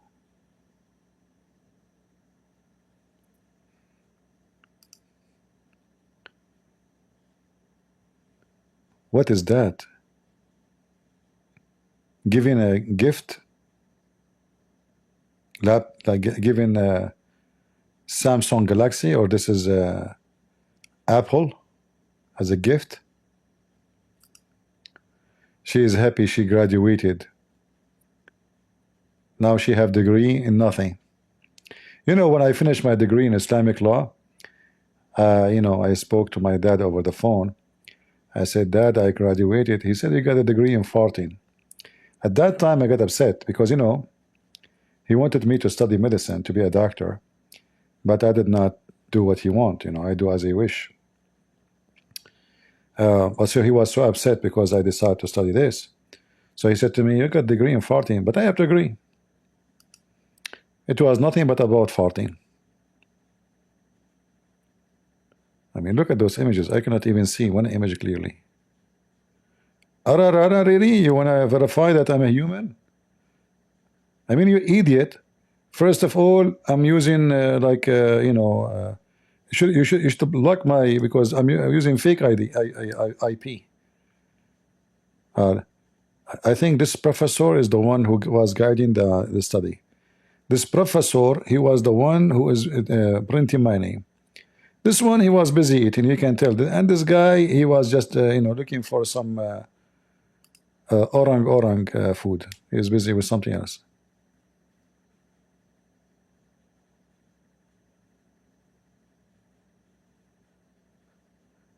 Yeah. I mean, look at the roof of this the school behind them. Look horrible. But anyway, I mean, having a horrible building doesn't mean the school is bad. It can be a good school, even if the, you know, sometimes poor schools can have a good teachers. But obviously,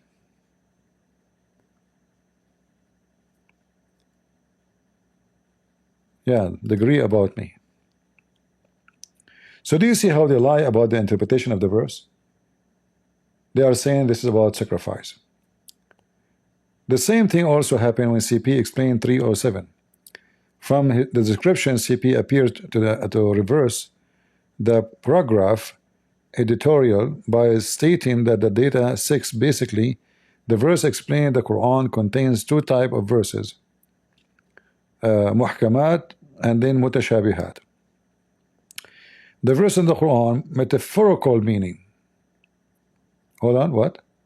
Or verses of the Quran that have metaphorical meaning. So that verse can only be understood through the scientific reasoning process. That is very stupid to say. How metaphorical will be understood by scientific? Christian Prince, he said that? I mean, you Muslims are so stupid. So stupid. Christian Prince, he said that the metaphorical can be understood in scientific way. I mean, if there's even one verse in the Quran can be understood in scientific way. In its entirety, the verse state.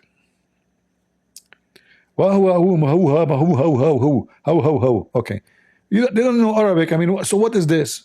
What the heck is that? But anyway, this is how they read the Quran. They do not know Arabic, so they make it in Latin words or use different language.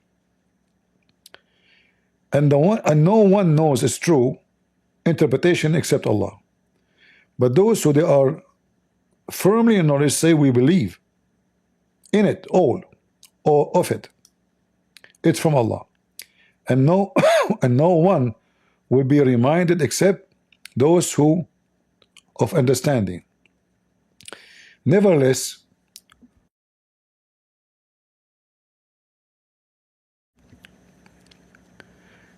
must be acknowledged that the interpretation of this verse still reaps Piolomis at very least. Most scholars agree. Guys, did they just say the most scholars agree? Did they say? Okay, hold on.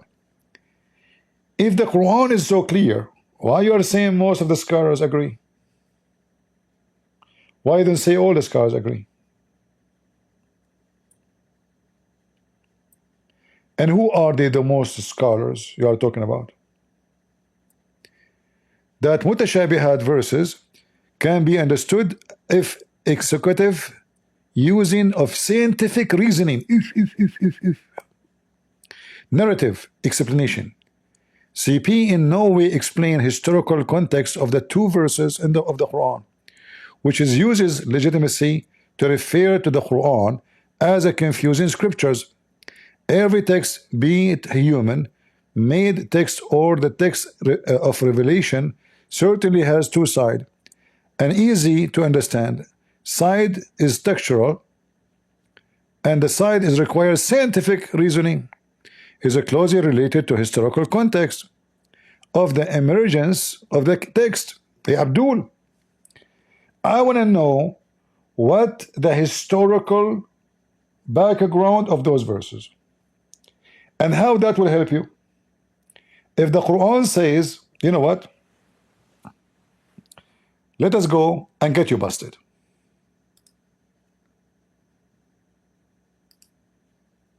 You ask for it, we go for it.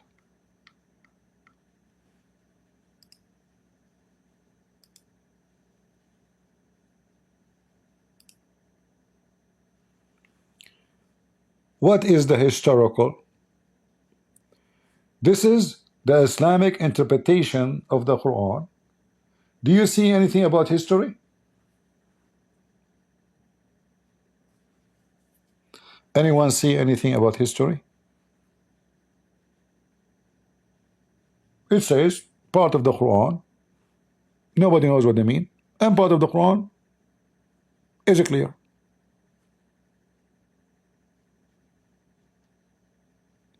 Clear, which is muhkam in Arabic, where he says the book was verses, has been made clear. Quran 1:11, meaning that it contain no imperfection. Okay. Second, not clear. How the same book says that the Quran is clear, a different verse says the Quran is clear.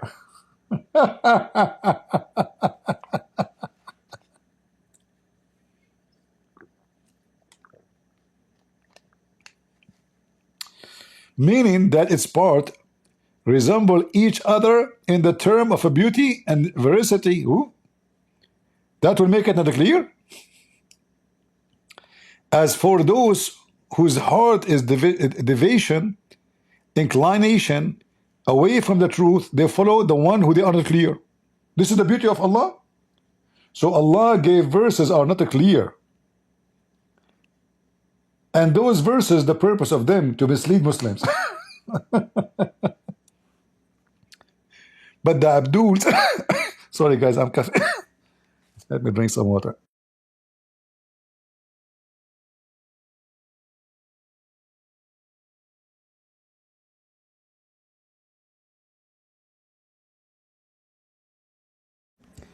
Sorry for that.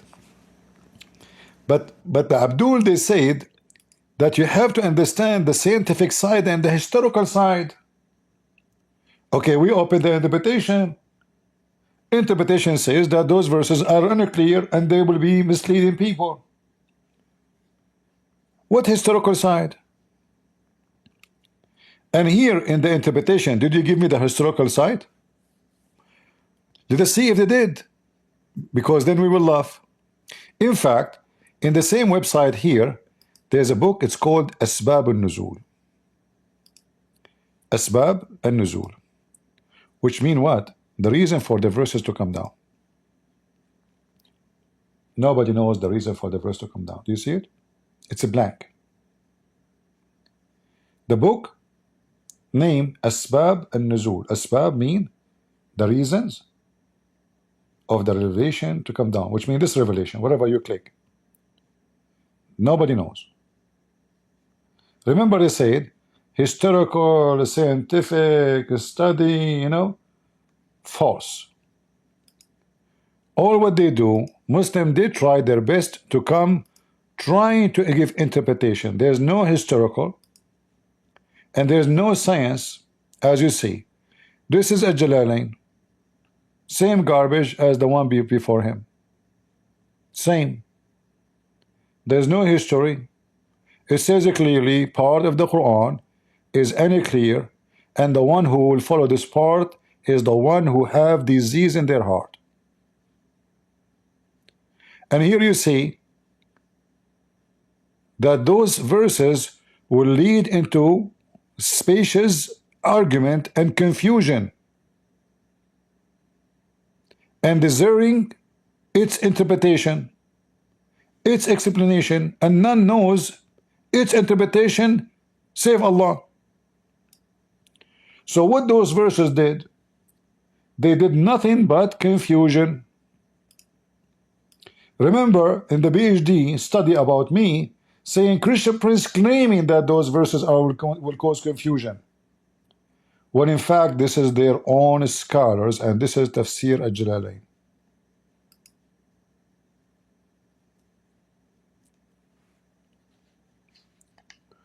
Do you see how we spank you, Abdul? I want to take a break from talking about this PhD, and I will open my Discord. What do you think, guys? Maybe we can take some Abdul. What do you think? Should I open my Discord? Take a break from the PhD about me. Give them break so they can make a more PhD about me. Just wait, just wait. Before I die, there will be 1 billion Indonesian who their name is a Christian Prince. We will open Discord. Please don't leave YouTube or Rumble. Leave Discord to people of Discord. So because we use it only for Muslims to call us. There's no purpose for you. In fact, in Discord, you will not see the same as here. Here you see better.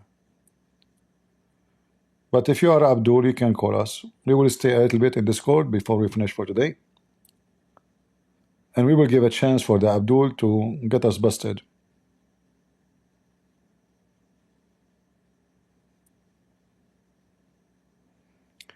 And if you want to read the PhD made about me, you can. The link is under the info in the video. It says downloading update for Discord, so I'm trying to log in.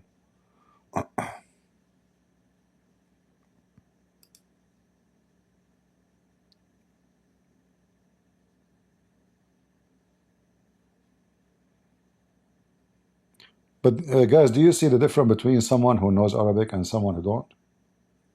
Because if you read the English books, it's false. Their translation is false translation, number one. Number two, it is slim.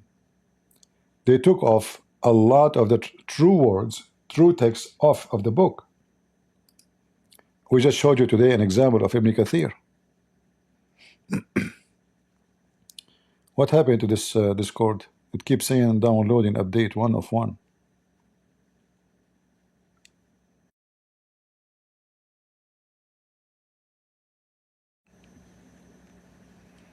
All right. Well, what's wrong with this program? Let me exit and do it again. It keeps saying downloading. Again, download update 1 of 1.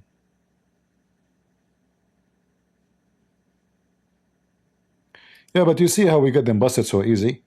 I mean, look how stupid they are. They are saying I am the one who say the Quran is confusing, when the Quran interpretation says the Quran, those verses are confusing. They will cause argument and confusion.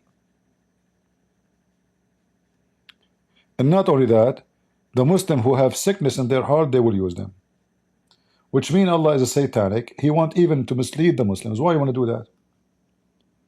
Why and how someone will be misled by a book sent supposedly as a guide to you?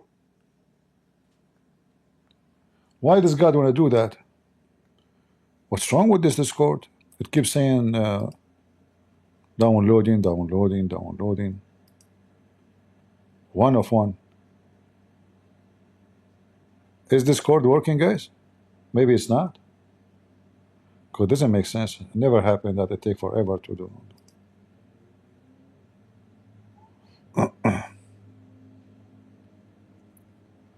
Yeah.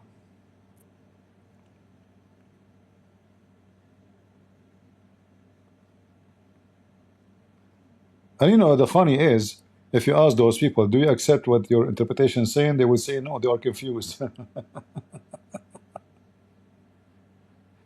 Like, do you accept Ibn Kathir saying the earth is flat? What they will say, oh, the Quran did not say that. This is Ibn Kathir is confused. Confused by what? By the Quran. He took the Quran literally. He should not take the Quran literally, brother. All right, finally we are in Discord. Let us call it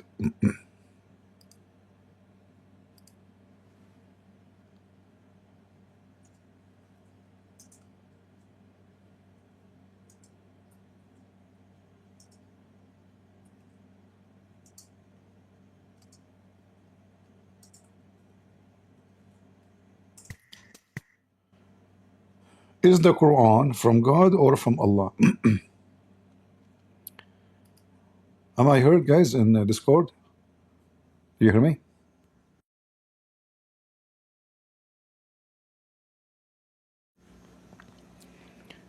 Discord people, do you hear me? I think nobody hear me. Okay, let me.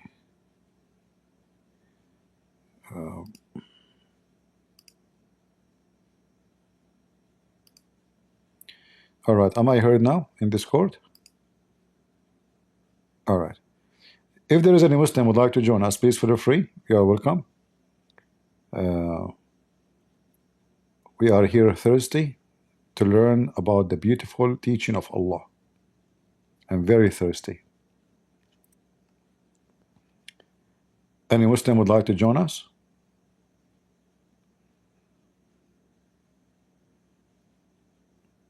Any Muhammadan?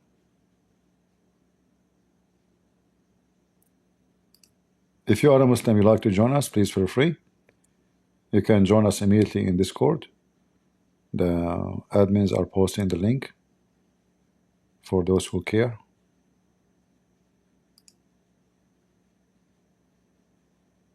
Anyone?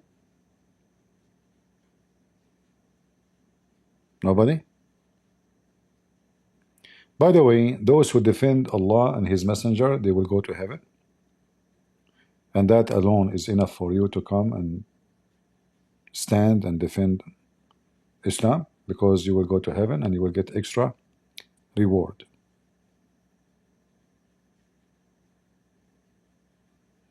Anyone?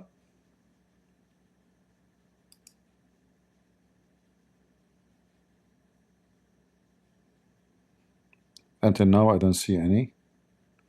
Do we have any afrit?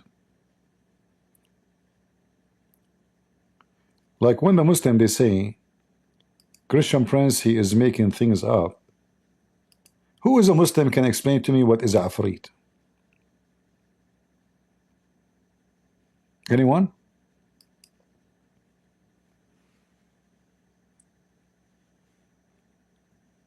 Is it true that the Quran says that Suleiman, he was a furniture thief and his specialty is to steal chairs?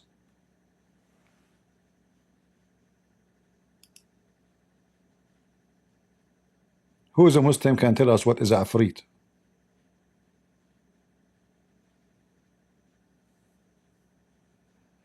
Anyone? Who is this afrit?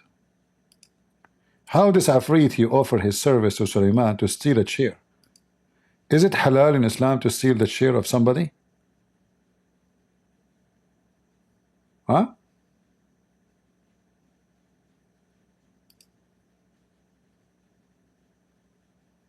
Is it lawful? Is it like a tradition in Islam that every Muslim prophet, he is a thief, he steals furniture?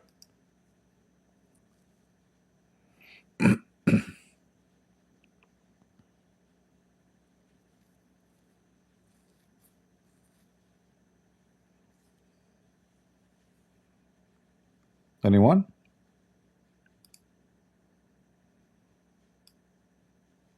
No afrit?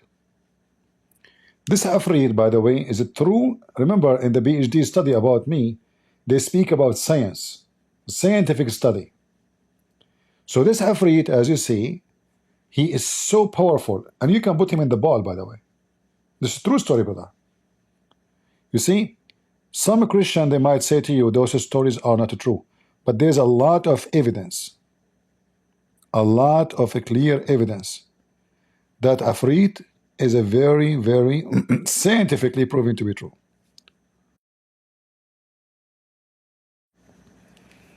And this Afrit is so fast. He can go anywhere before even you blink in your eye. And he can go like to the end of the world and he bring whatever you want. Is that true, Muslims?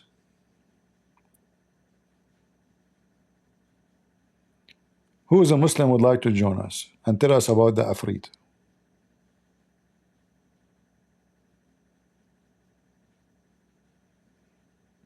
Anyone? Nobody? Look like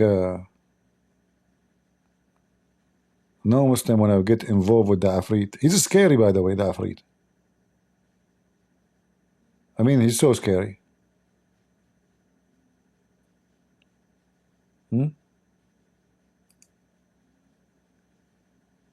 This is the wheel.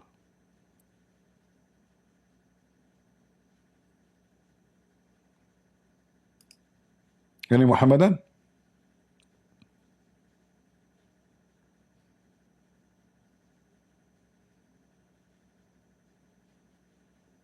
Until now we have 0 Muhammadan and 0 Afrit when I talk to us.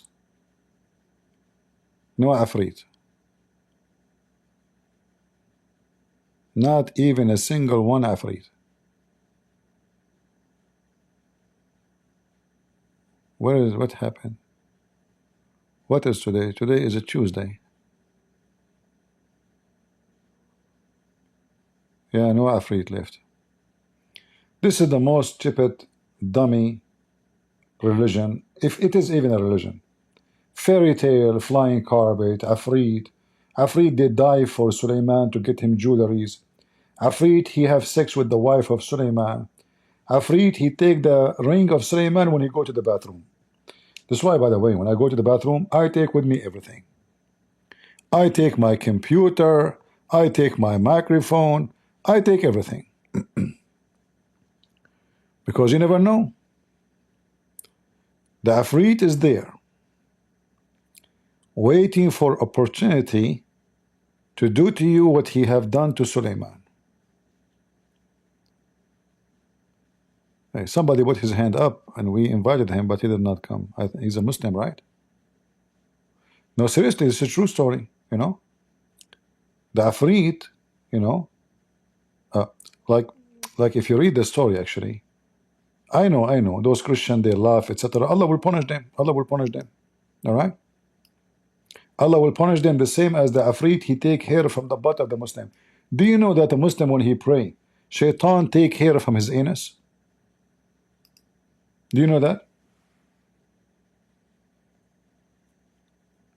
I mean, do you see how the Muslim is under harassment and discrimination, even sexual harassment? Why this evil Afreed Shaitan is targeting the anus of the believers? Why he don't target the anus of someone is Buddhist, Hindu?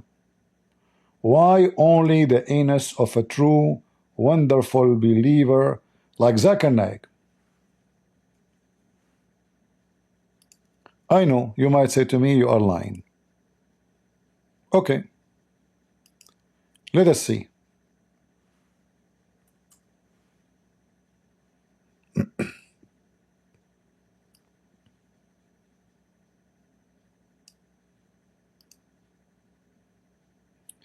Let me translate part by part, so maybe the audio will be activated.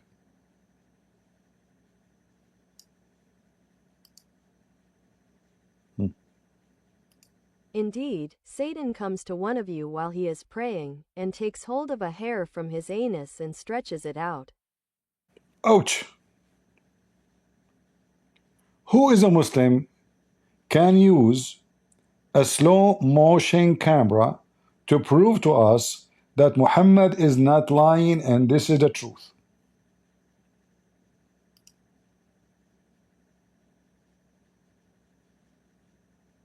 If you pray 5 times a day, how many hair Shaitan will take from your anus? It hurts. It's going to hurt you badly, man. And not only that, he stretch it out, which means, in case you do not know, Shaitan, he hold the hair in the anus of the Muhammadan. And then he put his 2 feet over his butt, holding it in the same time with his hand, with the hair. And he keep pulling, until he made him fart. Why he fart? Because of the pain when he take the hair out.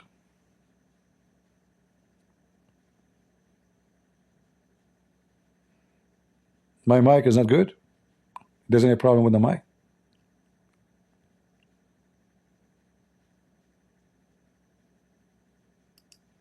All right. Who of you dare to say Prophet Muhammad is lying? Who is a Muslim dare to say so? Anyone? For sure nobody. This is scientifically proven to be true. We have many witnesses. Actually, we have a witness. He's waiting for us. Hello? Get a breath. First of all, I have to say to you, this is the first time in your life you say something truthful. Zakir Naik, I know, but those people here, they don't believe me. Get a breath. Don't worry about them. First of all, it's very, very authentic. And me, I have to say to you, it is scientifically proven to be true. Zakir Naik, but why you Muslim don't do like a video, you know? Like slow motion, like when you are praying, and you know, use X-ray, so we can see Shaitan putting hair from your butt, you know? First of all, it is haram. It is not lawful for us to make porn. What porn? Listen, I'm not asking you to make porn. Shaitan is not doing boom boom to you. Shaitan taking hair from your anus. Get the breath. First of all, you are stupid. When somebody play with your anus, this is porn. Ah, when somebody play with your anus, this is porn. Okay. So, hey, Zakir Naik, are you a porn star? Get the breath. You are so stupid. I said to you, if we recorded, that will be porn. If we did not record, this is secretly. So it's not porn. And I will not then be the porn star. Ah, so it's a porn only if you record it. Exactly. Because then you make money from it. You know what? I never thought about it this way. It turned to be it's about money. So can you describe for us the pain, Zakir Naik, when Shaitan, he play with your anus and take, and he keep doing that, enter your fart. Look at the hadith here, it says that Shaitan, he will keep doing this, enter your fart. He thinks that he has broken his ablution, so he does not leave until he hears a sound.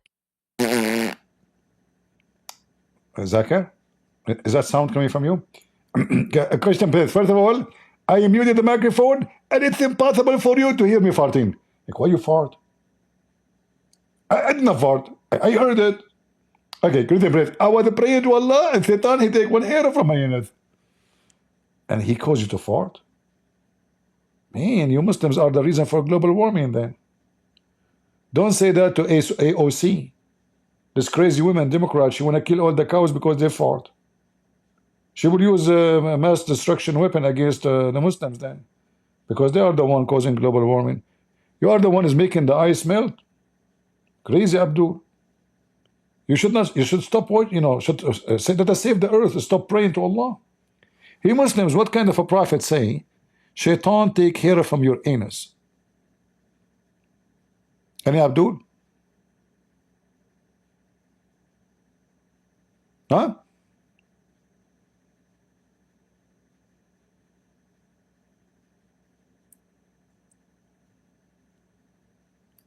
I have to say, Prophet Muhammad, he have a PhD in farting. In fact, if I, if I go to the English website, forget about the Arabic, and I type there the word fart, just to give you an example, fart. In English, I would type it in English. Oh boy.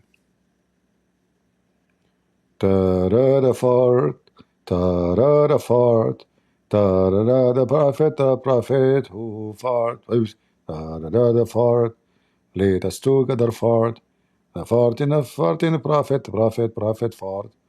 What the heck is that? Huh? What?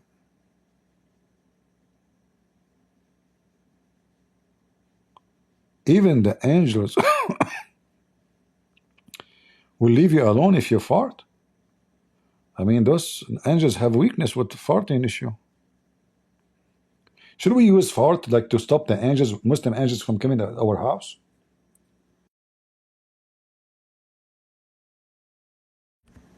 I don't know. There is some strong connection between fart, anus, hair, and between Allah and Shaitan and Muhammad. A lot of problem here, Look at this. Look at this hadith. This is one of my favorite, actually. Salim, a wonderful woman, by the way. Salim, oh man, she is so sexy. I mean, this woman, she is touching herself 24 hours, 7 days a week. She quoted the Prophet, "Oh, Prophet of Allah, if I touched myself yesterday," I mean, she's horny, obviously. What kind of a woman she go to Muhammad, saying to him, "I was touching myself yesterday, doing boom boom to myself." Verily, Allah is not shy of telling you the truth. Oh, she have to tell the truth. This is confession. Okay, what the truth? Yesterday, I was listening to CP, and I have to say his voice is so nice. So I could not stop myself from doing things to myself. Prophet of Allah, should I wash after that? Muhammad, when he speak about the crucifixion of Jesus, he gave us 2 words, just 2 words. Appear to be. A woman coming to talk about her vagina, you have the time to explain. Actually, this hadith is short. The hadith, the real hadith, is long, like 10 pages. The woman, she is touching herself. She want to be sure, should she wash her vagina or not? Who is the one is expert with vagina washing? Prophet of Allah. So go to Prophet of Allah. Remember in chapter 5 verse 101 says, ask no questions about why we do Hajj, why once a year, but ask question about your vagina. It's halal. But those questions there, like why Allah He did not send the messenger, why Allah did not protect the Bible, why Allah, etc. No, don't ask those questions. But if you have a serious question like about your vagina, your anus, Prophet Muhammad have all the time. Vagina consultation. Do we have any Muslim? Until now there is a zero Muslim. And then the Muslims are busy making PhD about me, as you see. We will continue, you know, the PhD thing. We are in page number, this is 17, right? Yeah, this is 17. Next time we go live, we continue with page number 18. Any Abdul?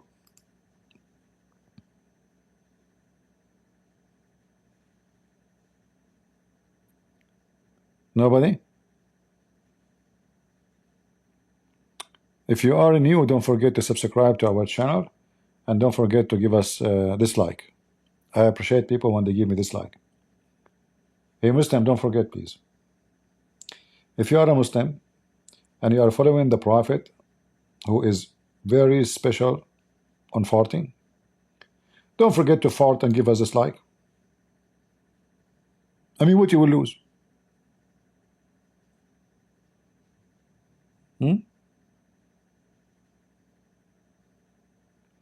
Yeah, the 99 dragons and going inside the Muslim butt is different story. I mean, that the whole that alone is scaring the hell of everybody. Do you remember the guy? Hold on, let me see if I can find him.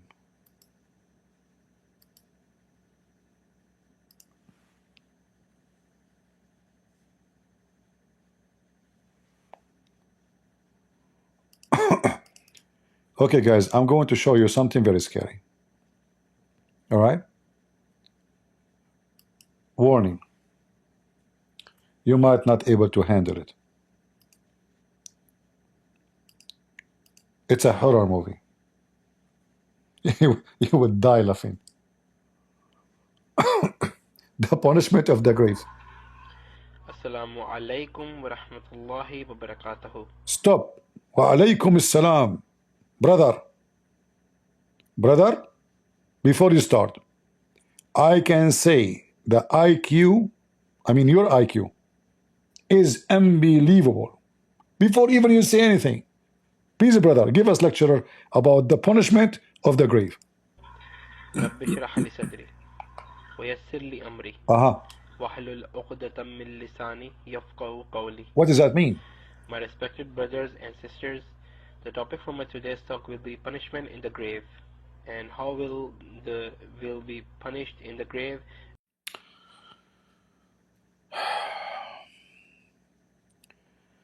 I don't want to die, man.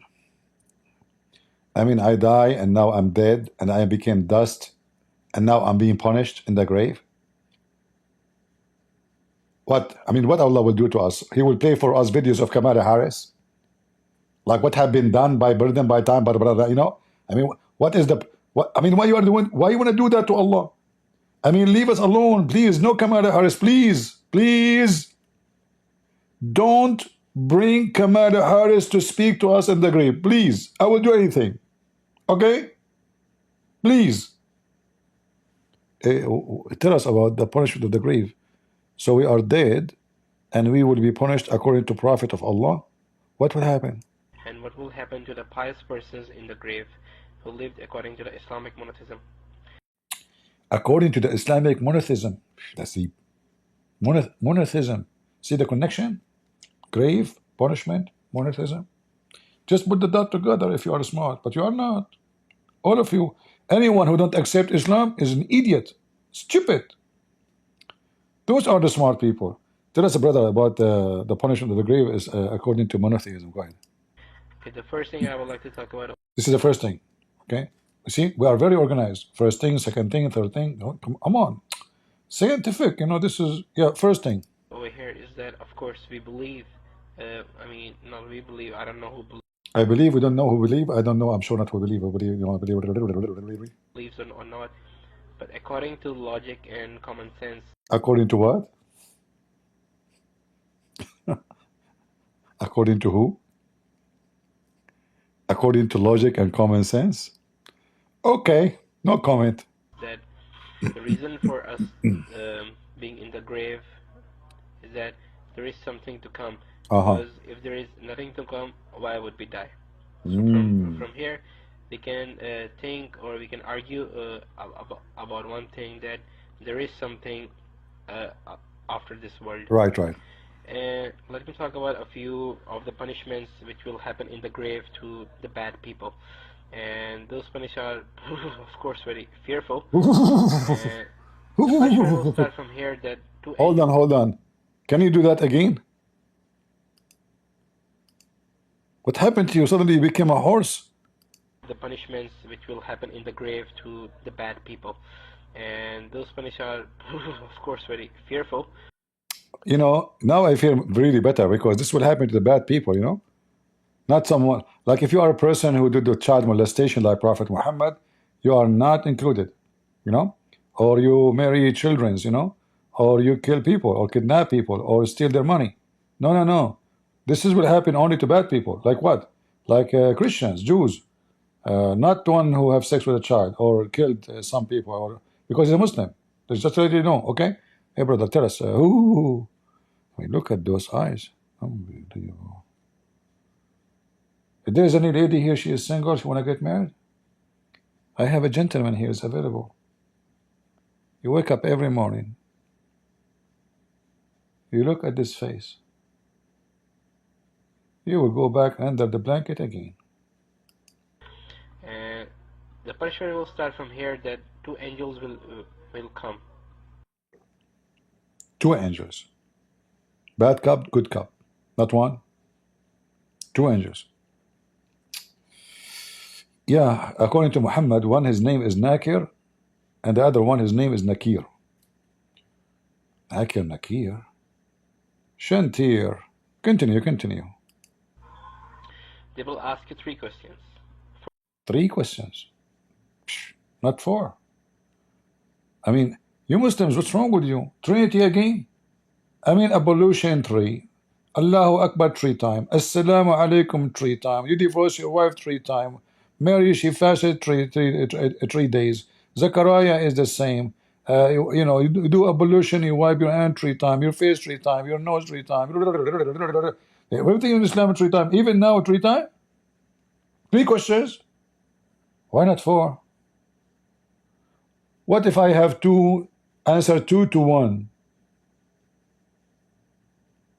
I win, right? Look, what will happen? Tell us, brother, the 3 questions. Okay, sorry, we stop you. I mean, I can't keep my mouth shut. Shut up, man. We want to hear the lecture. Will come. They will ask you 3 questions. First is, who is your Lord? Man, that's tough. That's tough. Who's your Lord? Man, now we are getting serious. Second. Stop. Why you are saying the word second in a scary way? You scare me, man. What is the second? What is your religion? Oh boy. But isn't it clear if I answer who is my Lord, you will know what is my religion? Like they are not connected? So if a person says my Lord is Jesus, what do you think his religion? Hindu, huh? Okay. So second question, what is your religion? Third, who is this person? Third question is, who is this person? And what do you mean? And they will show you a face of Prophet Muhammad sallallahu alaihi wasallam. How you Muslim will know that this is Muhammad? You never saw Muhammad. I mean,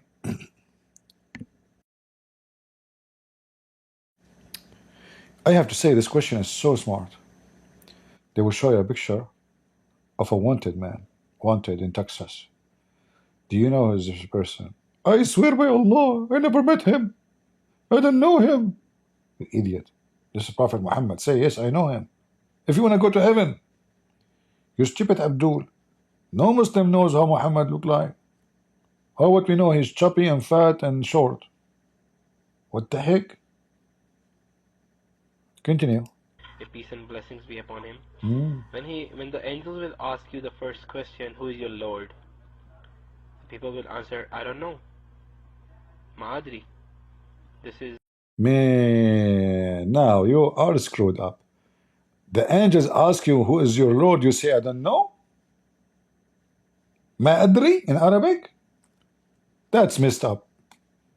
Like say, anything. Why you say don't know? Idiot. You go to the exam, they give you a question A, B, C, D. Choose anyone if you do not know. Maybe one of them is true. Say A. Say B. A, say B. C, B. Continue, Abdul. In Arabic, Ma'adri means I don't know. He's teaching you Arabic. This guy from Pakistan, he's teaching you what Ma'adri mean. Yeah, teach me. I never heard this word before. They will ask, what is your religion? You will say, Ma'adri.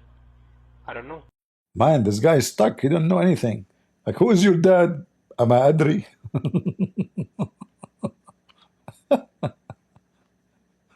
How come you don't Ma'adri? My mother was doing muta. Who is this person? Ma'adri. I don't know. Then the angels will hit you with a hammer between your two ears, mean on your face. Oh boy. You are dead and they are hitting you by the hammer in your face. Oh mama. My head will become blue. Oh mama blue. Oh mama. And look at his face. I mean, the hammer did not hit you yet, and look at your face, man. It looked like you are the one who been hit by the hammer. What do you have in your head? You're trying to copy the Jews? Huh? You Muslim, you copy everybody, huh? Fashion thieves. The angels hit you with the hammer? Is that the hammer of Thor? Hammer between your two ears, mean who is this person? Ma'adri. I don't know.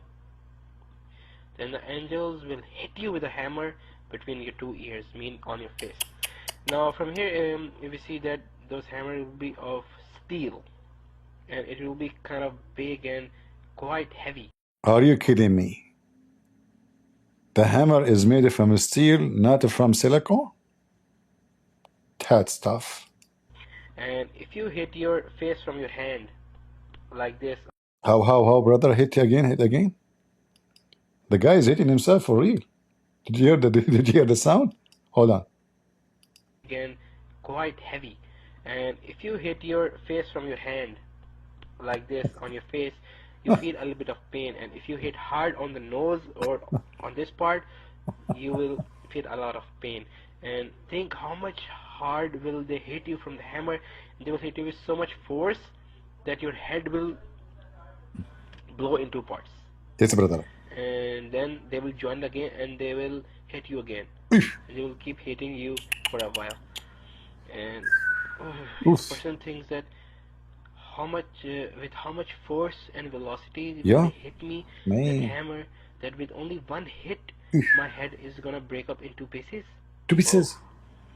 Oh. Okay. So your first head become two pieces. How it become one pieces again to hit it again?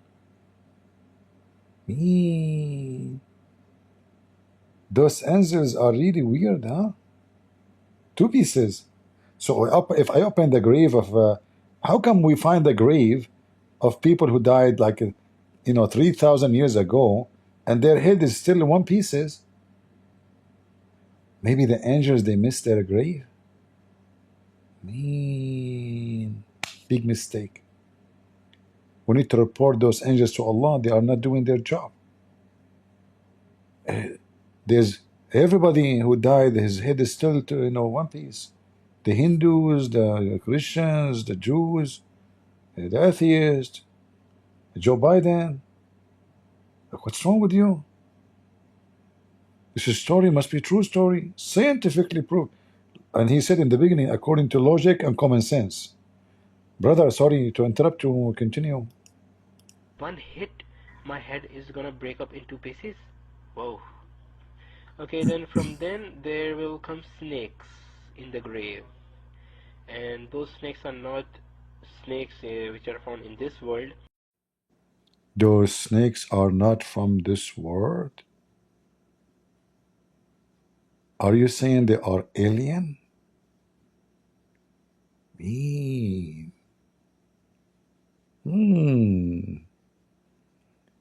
Alien snake. Somebody tell the immigration about them. Hello, Trump. Listen, we have a report that there's alien snakes. Yes, yes, yes. Do not have a green card. Absolutely. Yes, yes. No, no, not from Venezuela. No, no, alien coming from different. No, no, no, not from this earth. They are not just, I mean, alien from the different galaxy. Like, we don't know.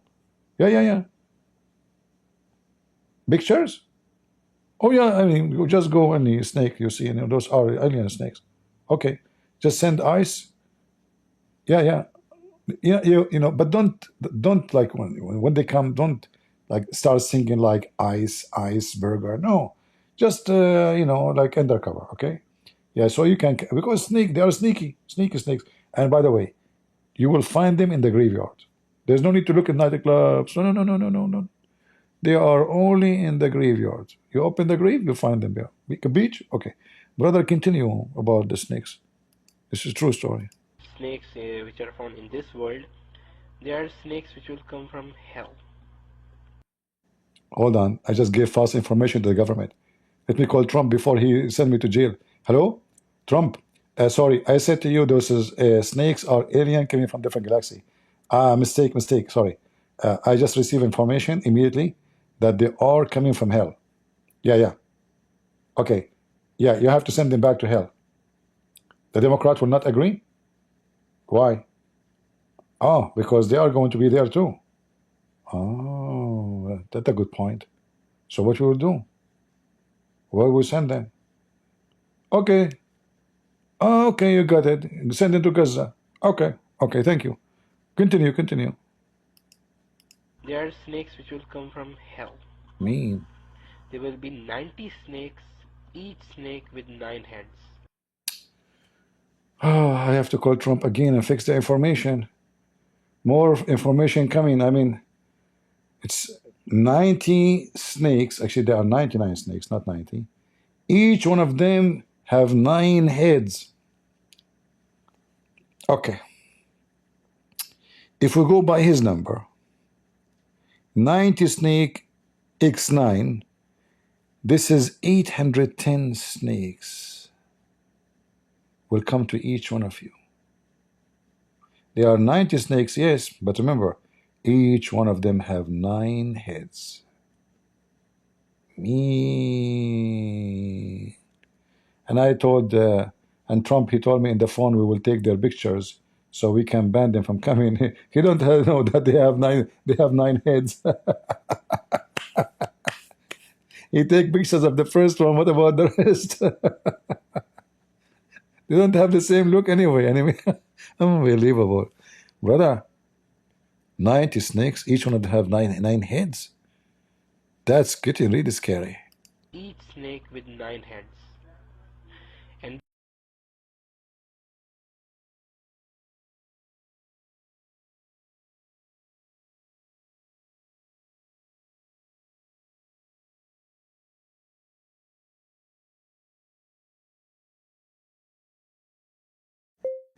Very scary snake with 9 heads biting a man in the grave.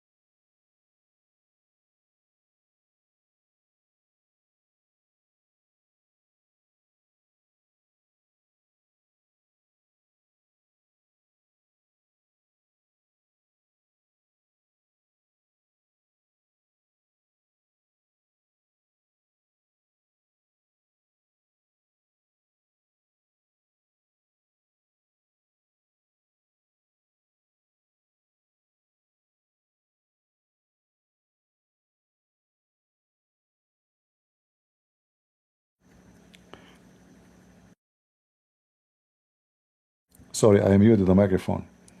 I don't know for how long you did not hear me. I was saying I'm going to ask AI to make an image for the snakes, and this is what AI did. You hear me now in Discord and YouTube? All right. Yeah, AI did not really do a good job. Let us try again, because we don't see 9 heads. With 9 heads, let us try again. Very realistic. Be sure that they are biting the dead man in the grave. Okay, let's try again.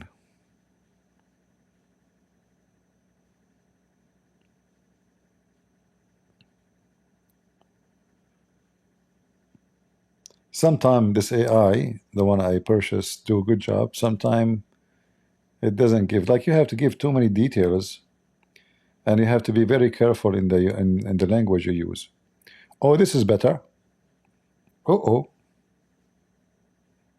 this is really better.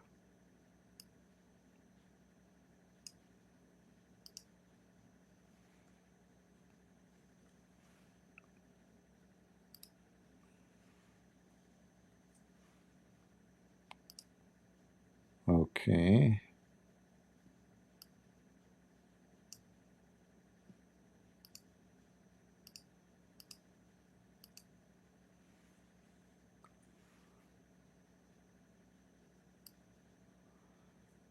Let us see if this image would be a better replacement.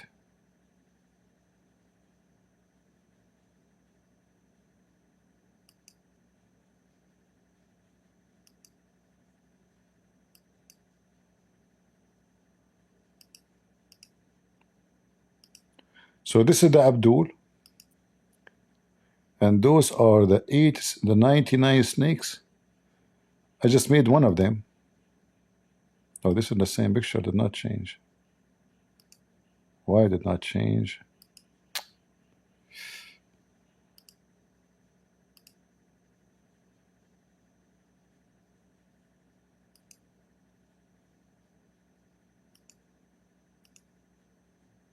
No.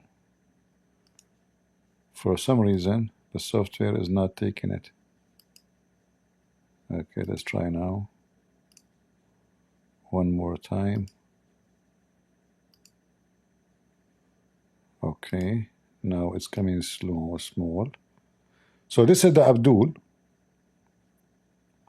He's in the grave, and those snakes are biting him. Man,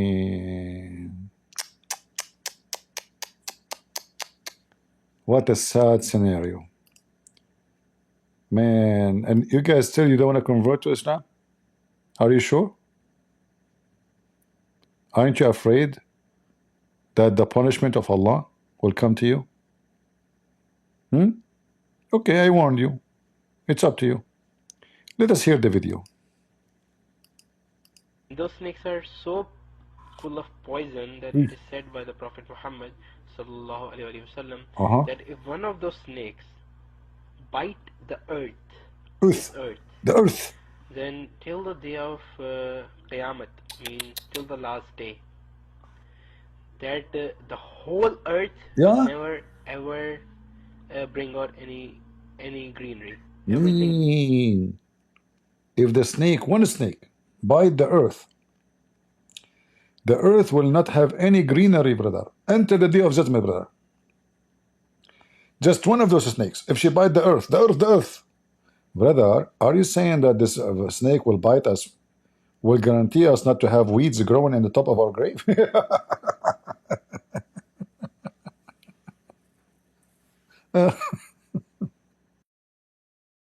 Will be rotten, and no one will be able to harvest any plants or any trees or something.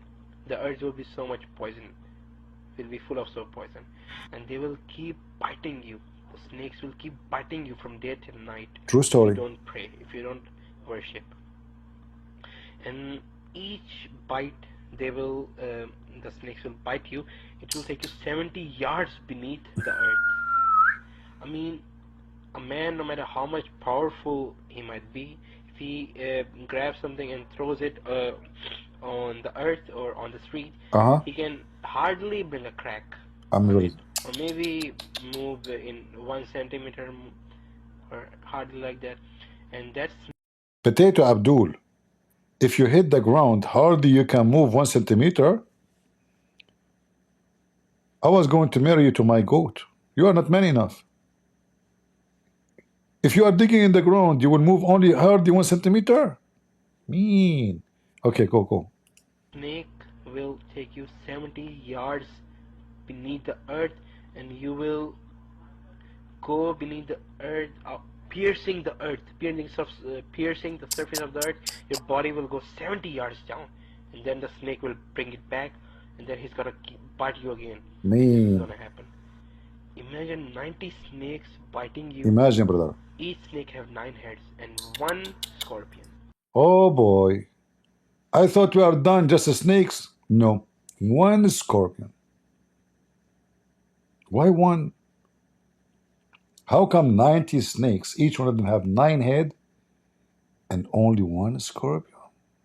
Something fishy here. And that scorpion is so much poisonous that there is a... This is a true story, by the way. Take a note. Please take a note. This is the true story, by the way.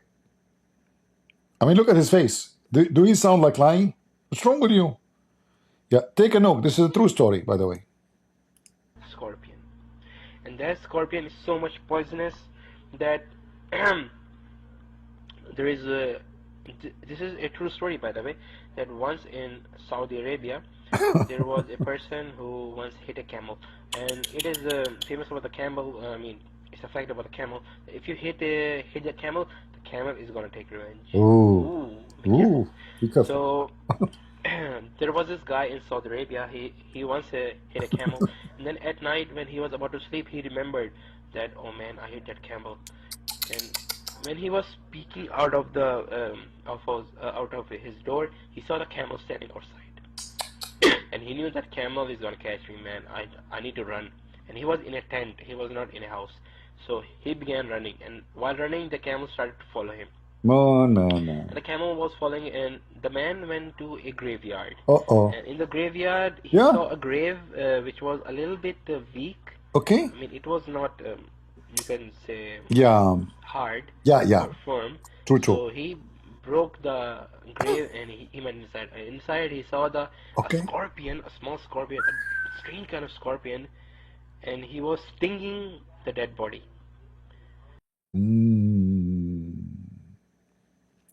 He went inside the grave. He saw a scorpion stinging the dead body, trying to kill the dead body. Brother,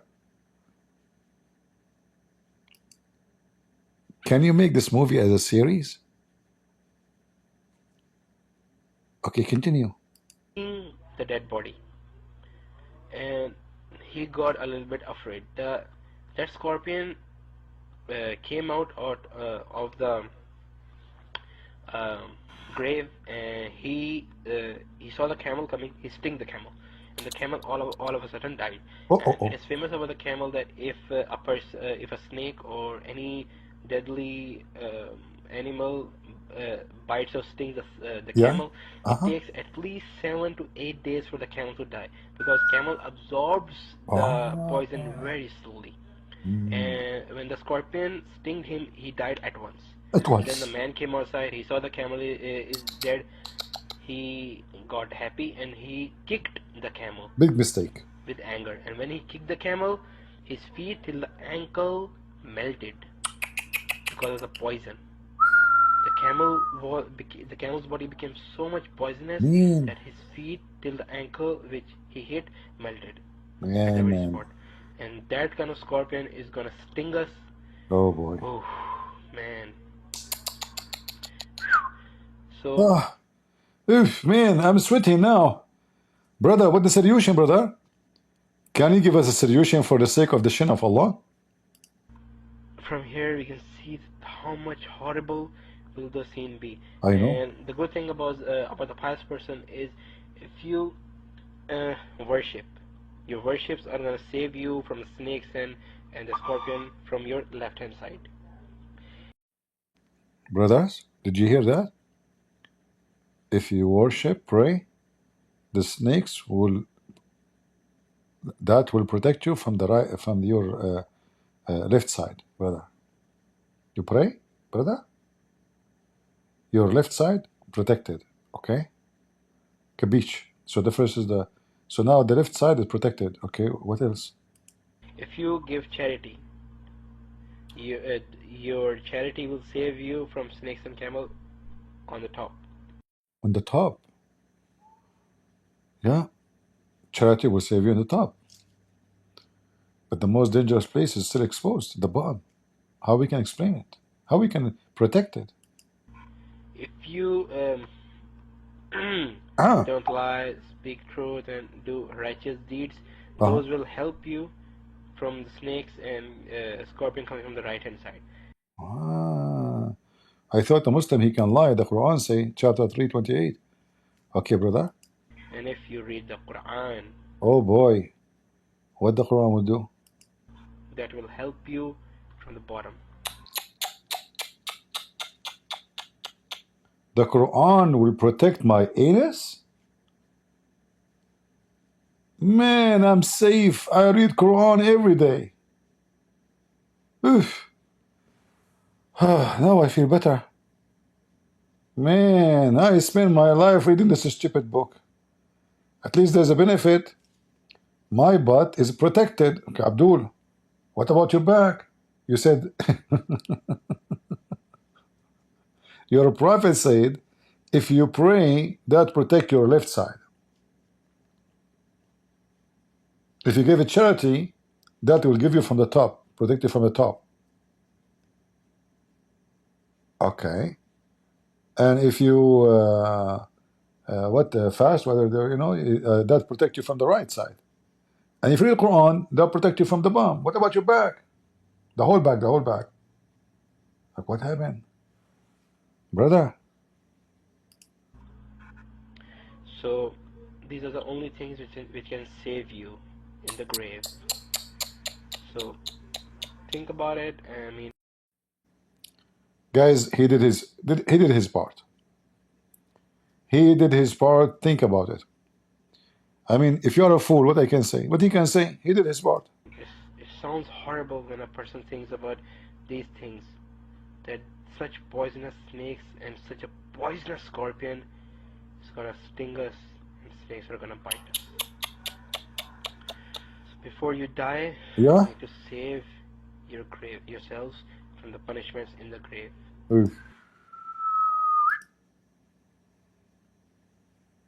Me,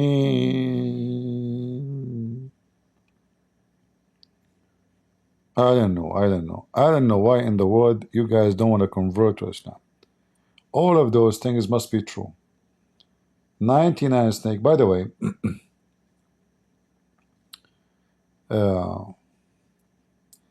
when a Muslim Sunni he die, they push very hard cotton in his anus. Anyone knows why? Now, for sure, the Muslim, they will say, so the shit will not come out, blah, blah, blah. No, the real reason is they believe that shaitan or a genie will play with his anus. Same time as the snakes.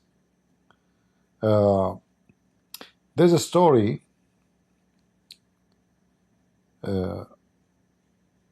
I think you can find it in a Shia website in English. About a guy, a Muslim guy, he died. And you know, the Muslim, when somebody died, they do wash the body and they place it on that table. There's no coffin. There's no coffin in Islam. And then they round you with a sheet, white sheet. One of the Muslims there, he said, this person is not dead. They said to him, how you know? He said, look. And then he placed his finger in his anus, and he said his anus is warm. And then everyone in the funeral, He placed his finger in the anus one after one, and he was able to convince them that this guy is not dead.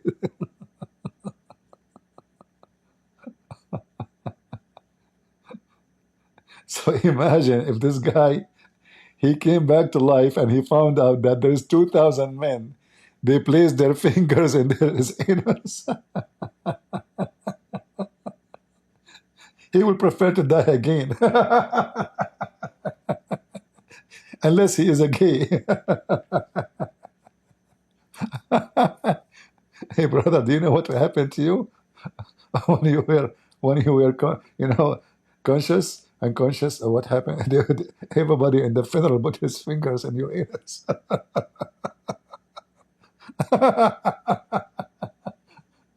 What a religion!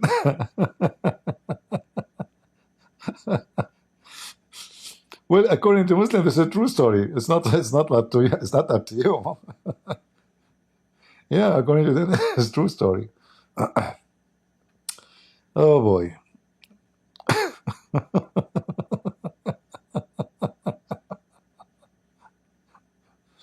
And you know which means the first one who told them, he was playing with the anus with the man already.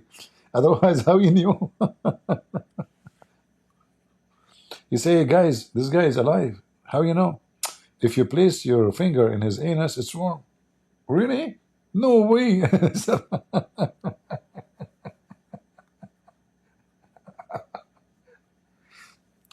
I will attend one day the funeral of Muhammad Hijab. I mean Muhammad Blowjob. And I will say, hey guys, Muhammad Blowjob, he's still alive, his anus is warm. And then Ali Dawa, he put his finger. And Tarawna, and all those who go to speaker corner.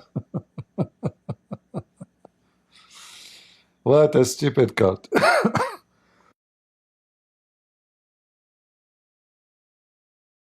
All right, I'm not going to keep longer. As you see, we don't have any customers. No Abdul want to debate us. We will continue later some other time speaking about the Muslim doing PhD study about Christian Prince, CP, in the Muslim University from Indonesia. We are exposing the lies of a Christian Prince, who people have 20.3 million times uploading his videos. We are going to destroy CP. Man, we will make him shish kebab. Look, all of this is about me. Look at this. Abdul Muzi, Zamir, Fattura, Wahid, Muhammad, Zakir, Fayek, and what? So what? All of this is about me. And then terrorism, guys, they are accusing me that I am the reason of terrorism. Why there is ISIS, Al-Qaeda? Because of a Christian Prince. Yeah, CP, CP do that. Look, CP. Figure 3. This is also what CP show in the description,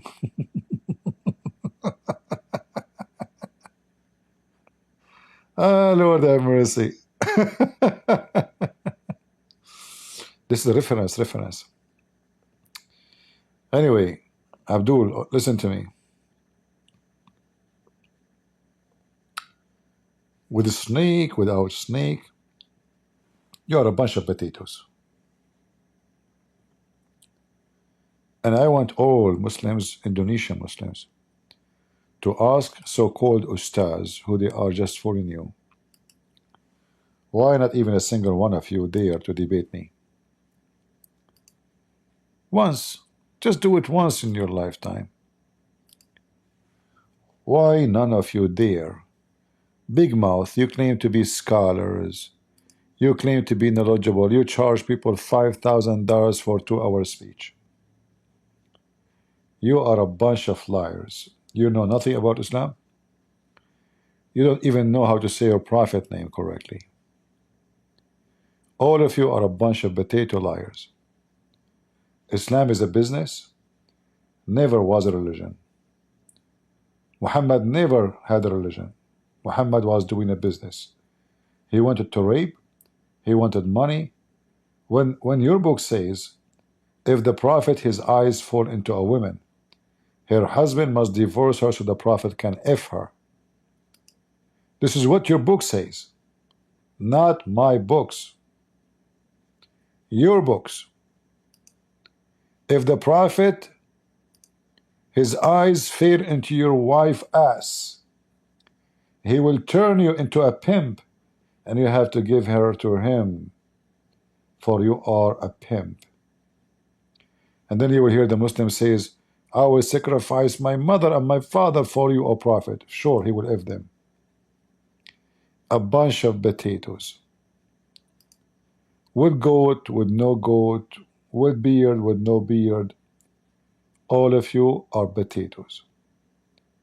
Businessmen. And this is my challenge to all Indonesian Muslims. If you can make one of them accept to debate me,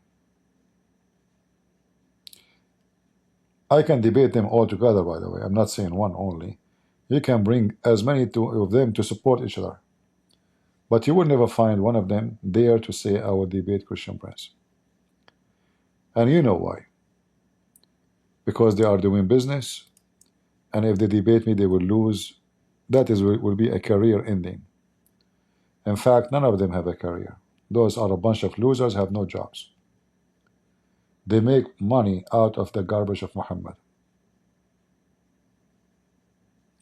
Yeah, actually, there's only one Indonesian. He challenged me, but still, he did not dare to debate me. He made videos to answer me, right? But he was so stupid and so dummy, you know. If you remember, what was his name? Insan? Insan. What was the name of the video? 5 BMW?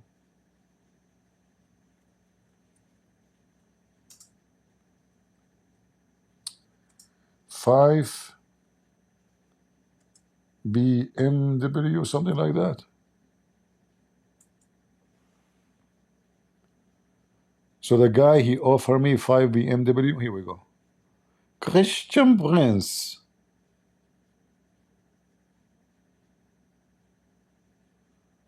I found the video, but I want the original one.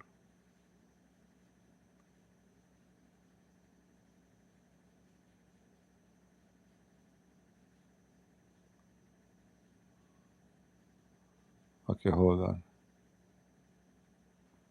Insan.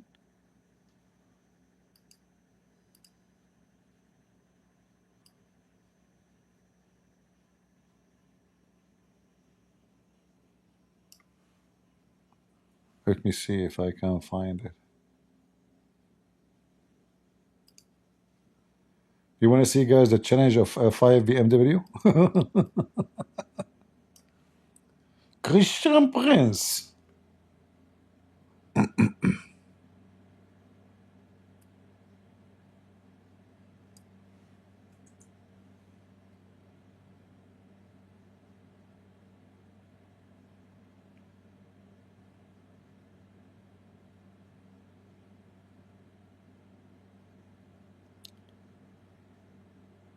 I'm trying to find the original one. Until now, I cannot find it. Don't tell me they deleted the video.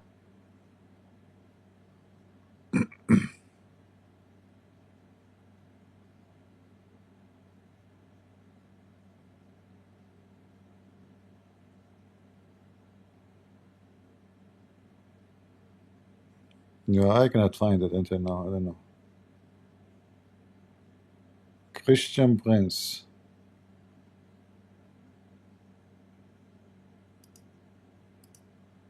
Maybe here. Still, this is not the original one, but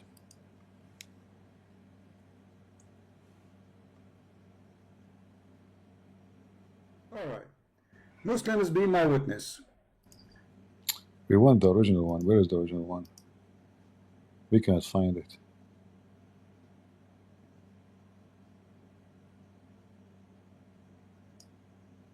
Mas banahu wa ta'ala.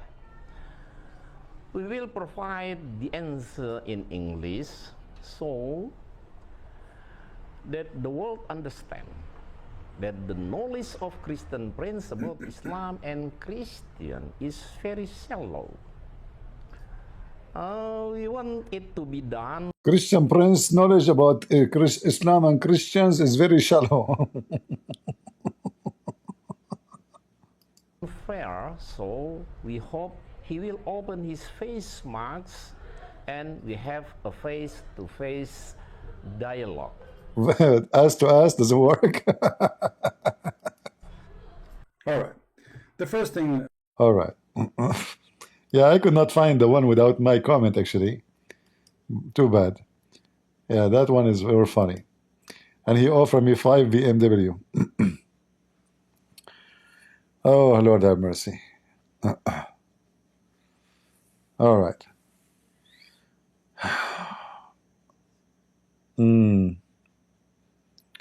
Yeah, he said, Christian Prince, I have 5 questions for you. If you can answer them, Christian Prince, I will give you 5 BMW. Man. Finally, I will drive a BMW. 5 of them in the same time? Not one? I mean, if it's come, it come like all together. Question number 1. Where in the Bible it says that Jesus Christ is a Christian? What a donkey. In the Bible, it should say Jesus Christ is a Christian.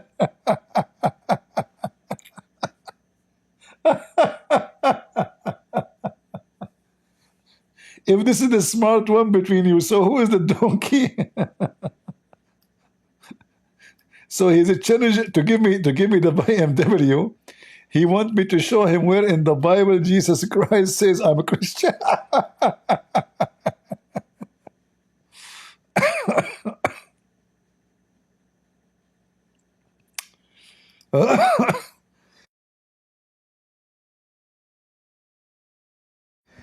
Man, this stupid religion. One day I will die from laughing. Literally. Like, how in the world we can show him that Jesus Christ in the Bible says I'm a Christian? Potato is Christ. How he can be Christian? Lord have mercy. Yeah, but I could not find the original video about the 5 BMW, you know. Yeah, I could not find it. I don't know where it is. But obviously, it should exist somewhere. Too bad this guy died before he talked to me. He did not receive the honor of the 900 snake. I found the original one. Hold on. Wayfarers. Hold on, guys. I found the original one.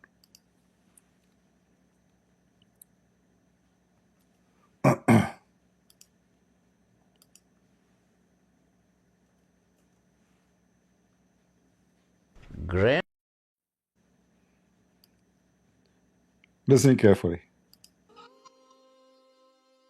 Is grand prize BMW for Christian Prince.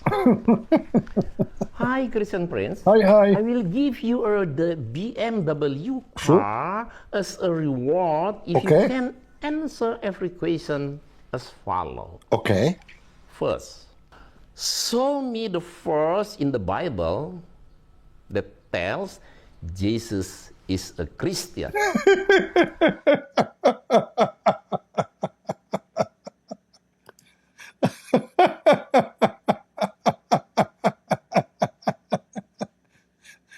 And this is the Ustaz, you know. Imagine this poor guy, he is debating me live. Man, I will make him shish hummus, not shish kebab, in 2 seconds. Seriously? I you know,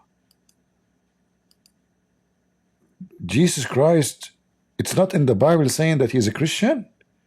Man, we Christians are shocked. Not even a single verse in the Bible saying that Jesus Christ is a Christian. We just lost the first BMW.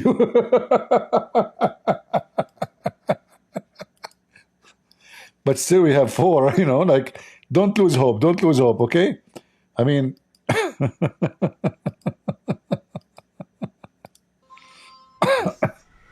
Grand prize BMW for Christian Prince. Hi, Christian Prince. hi. I will give you the BMW car as a reward if you can answer every question as follows. First, show me the verse in the Bible that tells Jesus is a Christian. You won't find any. It's because the name of Christian emerged for the first time in Antioch long after Jesus died. And those who gave a name of Christian were Barnabas and Paul. Okay. Not Jesus. Whoosh.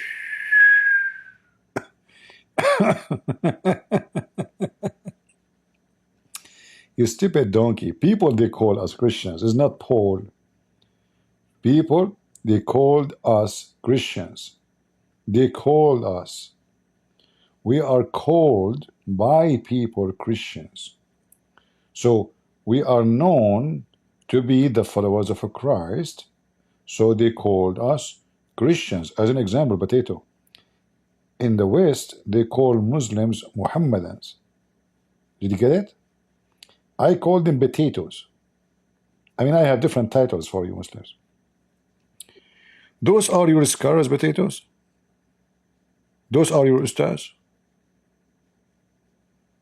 These are the ustaz you have, you idiot?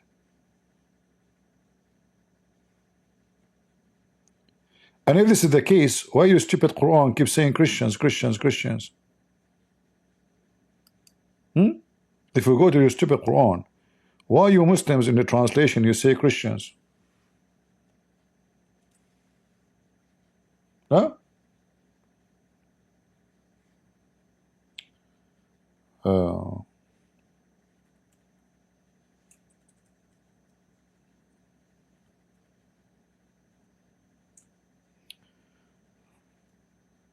النصارى.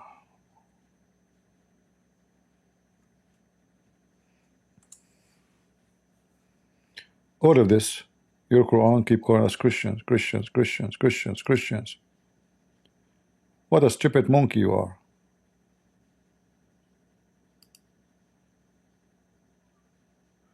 Do we have any Abdul?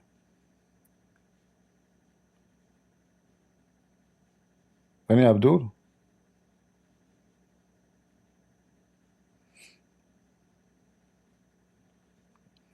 For some reason today we don't have any Abdul. And you know, since I lost my chance to get 5 BMW, since then, by the way, I don't feel good. Seriously. This guy, he died.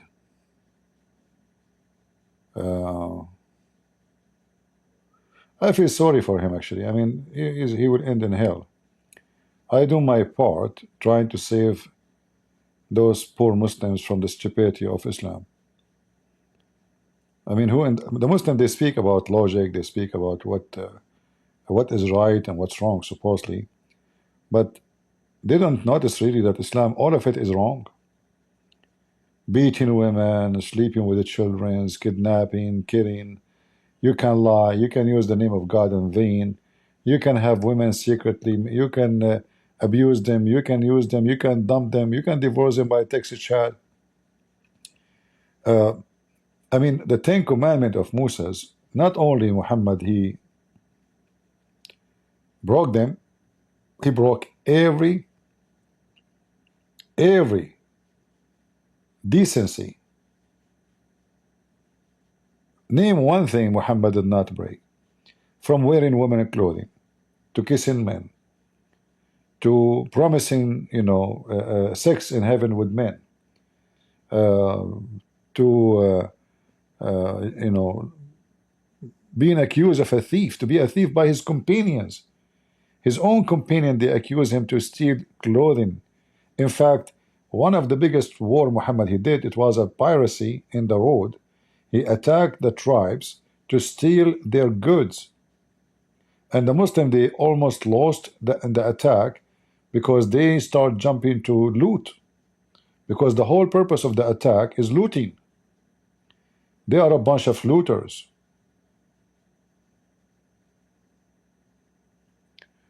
Do we have any Muslim want to join us in Discord before we finish for today? Any Muhammadan?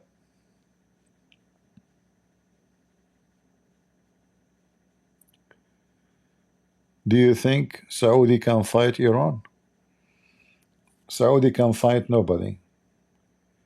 Their army is an army with big belly. All those countries, Saudi, Qatar, those are not an army. Iran can eat them in 2 minutes.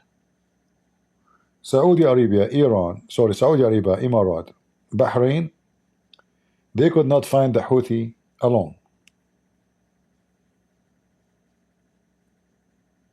This is how horrible their army. They have airplanes. They have American weapon. They have everything you can imagine. A lot of money. Still, they could not fight the Houthi.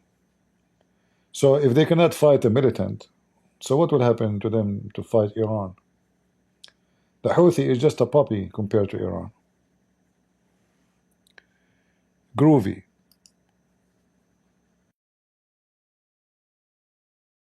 Christian Prince. Okay. That's it? You're looking for famous ustaz. Okay. Do you want me or do you want maybe my brother Zakir Naik? Whatever you wish. Christian Prince, first of all, I want to say I love you, but also I want to say I hate you. Okay. Because the other day, Christian Prince, I was in Saudi Arabia and I was watching one of your live streams and you said I was a sprinkler. And I said, Christian Prince is so stupid. And then I said, Masya Allah, Christian Prince is so smart. Because it started raining in the desert, Christian Prince. Hold on. You are not the true Zakir Naik. I have him here. First of all, I did not ask you for a sprinkler. And you are lying. And you never been in Saudi Arabia. Let me ask you a question. If you've been in Saudi Arabia, what is the name of the city which is called Mecca? You got me, Mr. CP. That was too quick. I need to be faster on my chat GPT. I just told you the name of the city. I told you what the name of the city is called Mecca. I was going to say that other one, the one where Muhammad took over, where the Jews live. I forgot what the name was. Like what the name? How you been though, CP? I'm fine. Once in Saudi Arabia, they have like a program in Ramadan.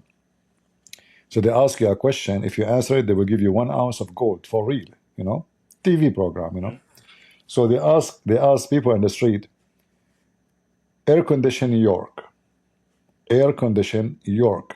What is the name of the air condition? Nobody knows. Honest to God, I was watching. I died laughing.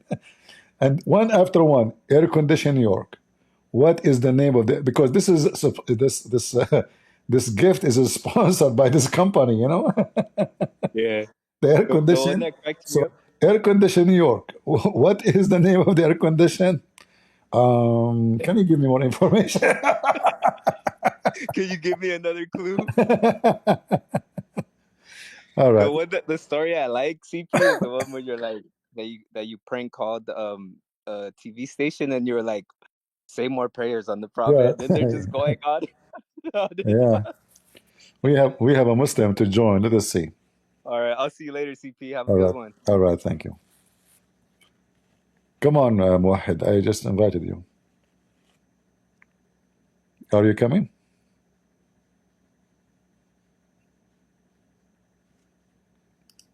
Air condition New York. What is the name of the air condition? Nobody knows.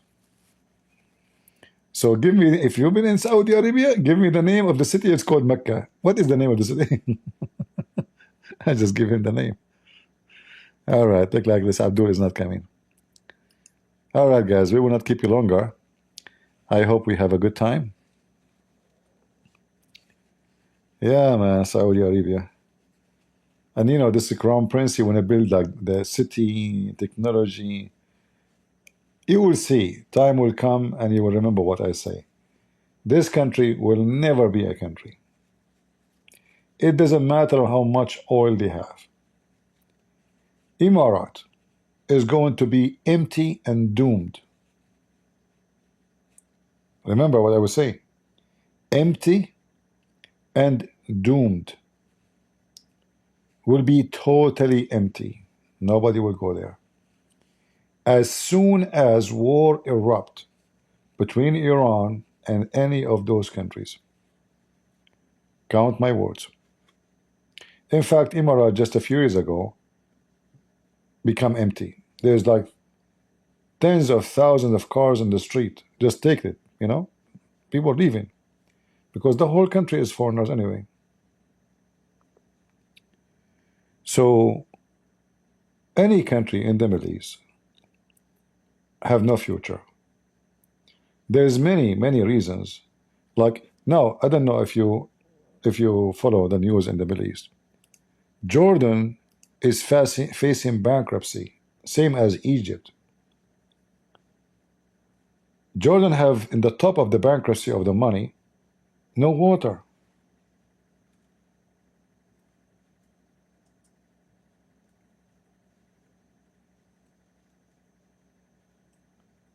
If you go right now,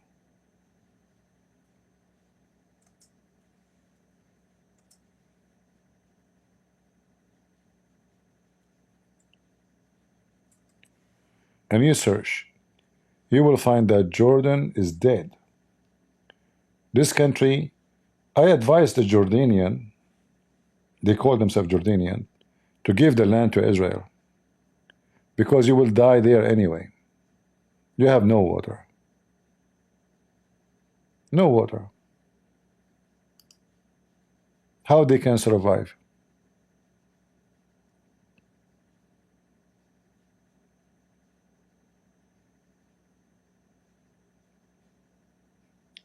Egypt is the same. They have a problem with water and they have a problem with money. So now they are borrowing. Jordan and Egypt both this week, they are borrowing money from the International Bank or the World Bank, what they call it. Very horrible. All those countries are facing a very severe destiny. Saudi Arabia is no better. There is no water, there's oil. But this oil will not be able to stay forever, and making water from the ocean is very costly. Even if they build a nuclear facility, even that, I mean, there's no future. You see, Trump, he started praising the Crown Prince of Saudi Arabia, amazing, you know, this is just garbage talk. This is a country, if they lose electricity for 5 minutes, tenth of thousand will die. You know, like in old days, people used to survive. They have house in fit with the nature. Now they don't have those houses. They are building houses from concrete. Concrete do not isolate. Your house will become like an oven. So if they lose electricity, then there's no air conditions. Then hospitals, old people will die by tens of thousands. Their house is not insulated. Their roofs are not insulated. The structures of buildings is very bad, very horrible. In fact, most of Saudi Arabia until now do not even have sewage because they don't have water.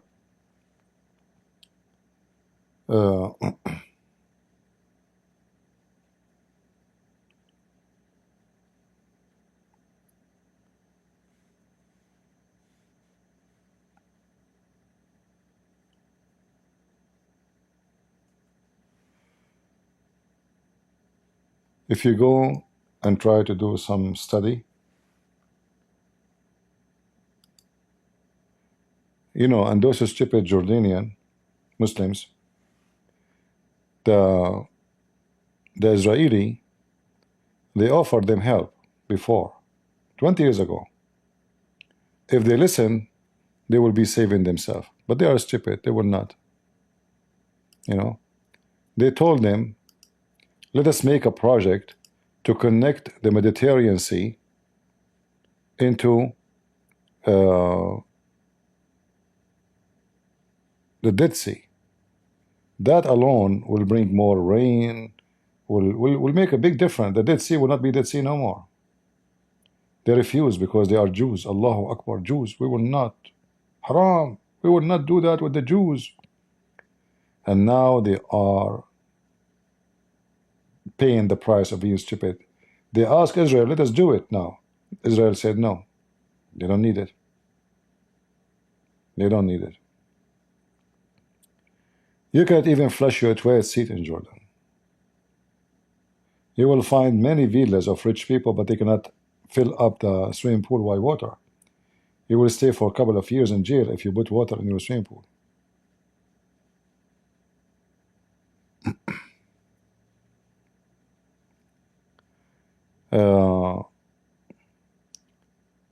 And the rest of the Arabian land, if we can call it Arabian land, because most of it is occupation of the Arab, facing the same issue. Iraq, Syria, I mean, even Turkey is suffering, but Iran is in a horrible situation because of water. The real disaster will happen in the future is not just about war, it's going to be about water. There's no water in the Middle East.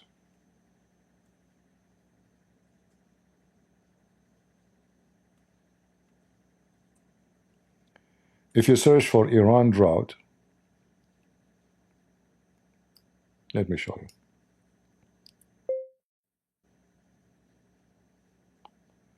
you. Iran drought, you will see what I'm talking about. It's horrible.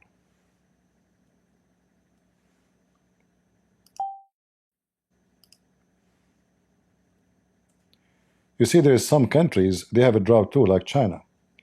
But China is massive in size. So there's some areas are suffering from severe drought, and there's some areas they have very good amount of water. So they have a balance, you know, to say an area is dying, other area is alive. But those countries, horrible. Very, very horrible.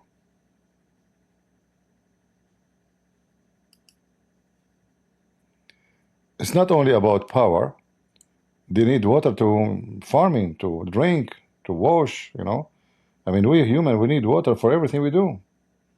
You will feel stinky, you know, if you don't take a shower, you know. Like you work in your yard or do walk or etc. You need a shower. Your bathroom. The ground in Iran and Jordan is dead. Animals are dying, you know, because water affects everything, you know, not only no grass, no food, no fuel. I mean, water. Horrible situation. And I believe God is punishing those nations. The money they have, the oil they have, is just burning them, is not helping.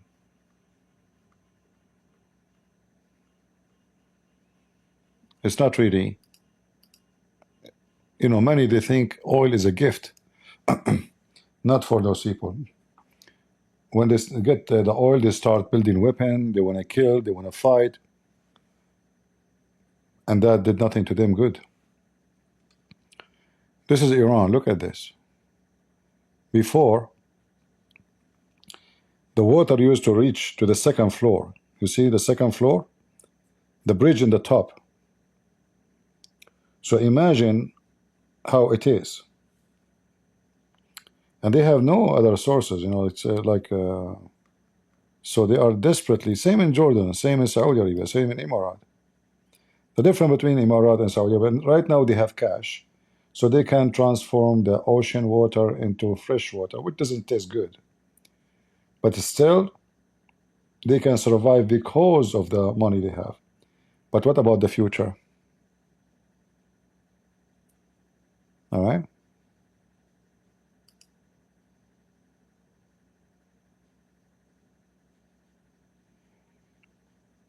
Like you can tell the ground did not get rain for maybe years and years, you know? And the funniest picture, there's a cloud on the top. Even actually the Iranian, they accused Turkey of stealing their snow. Iran accused Turkey, let me search for it, accused Turkey of stealing their snow.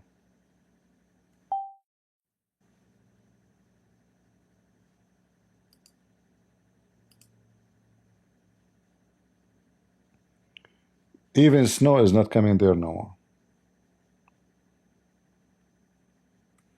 There is something very funny and very strange. You go against Israel, you will be doomed. As simple as that. Check all the countries who they are suffering from natural disasters, which is like essential for life, like water. You will find them all are the anti-Israel, the anti-God, the anti-Jesus. All of them, they suffer from the same destiny.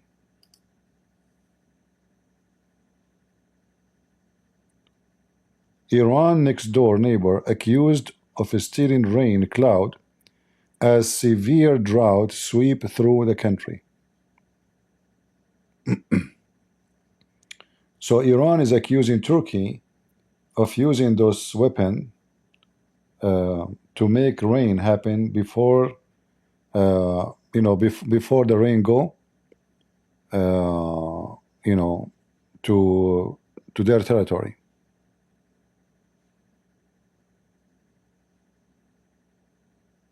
Yeah. So situation is very horrible.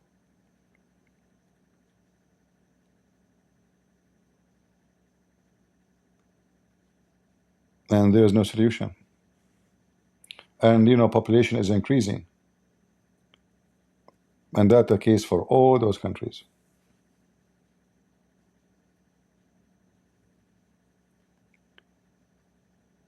I mean, even presidents who go against Israel, they will be cursed. Look what happened to Joe Biden.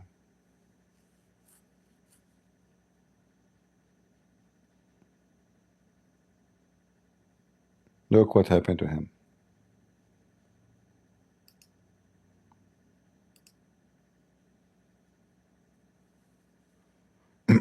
In the same time, imagine Israel is just the same land. Israel is the same land. Yet they are not struggling with water. Even the Negev desert, which is nothing but dead land,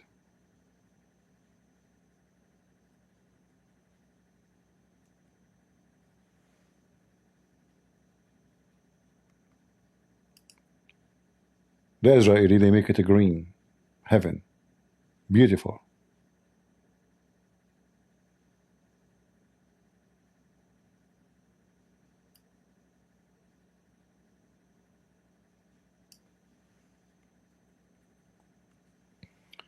Now Israel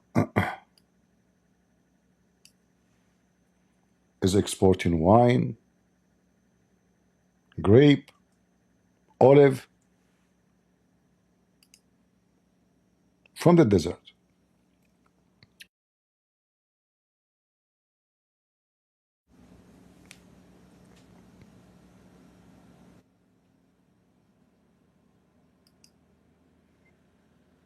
Let me show you.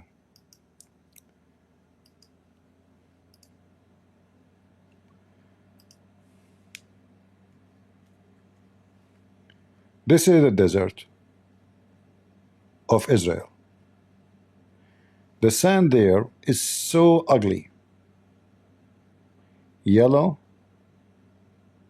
no, you know, no fertility, nothing to feed the plant. Those people, they were able to turn the land into a real food producer. And look at this beauty. Look at this work, a piece of art.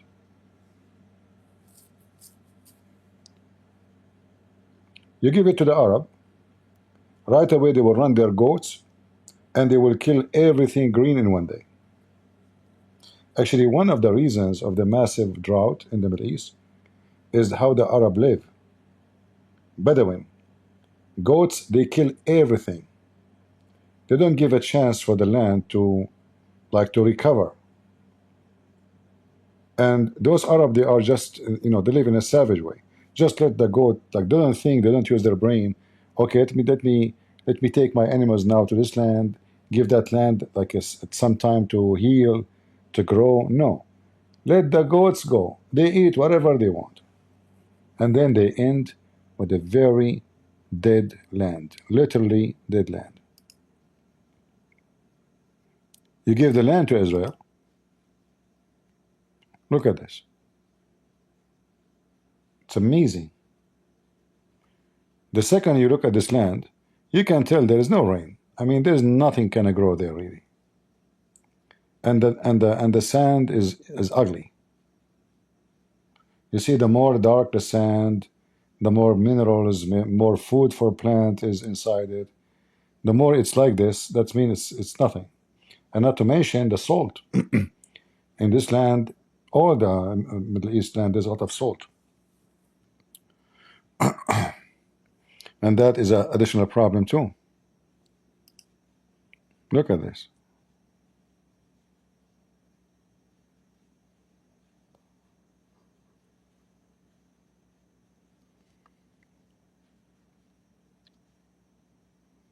Yeah. You see, even Medina, the city of Medina, where Muhammad he occupied it and he took it from the Jews, was like the paradise, like Hawaii in the desert in Saudi Arabia.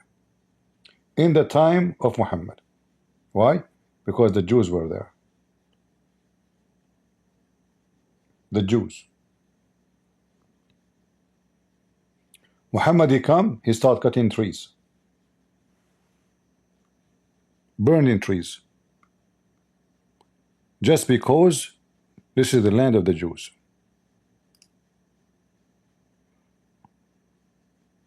This is what?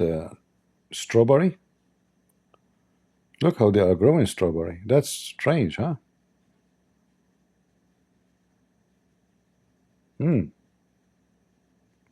I think they are doing it this way so they can grow underneath something else.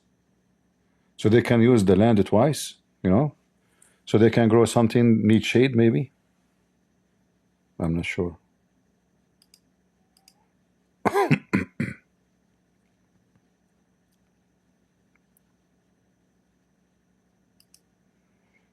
Yeah, this is the first time I see somebody growing raspberry like this. Oh, this is the strawberry, sorry, I think strawberry.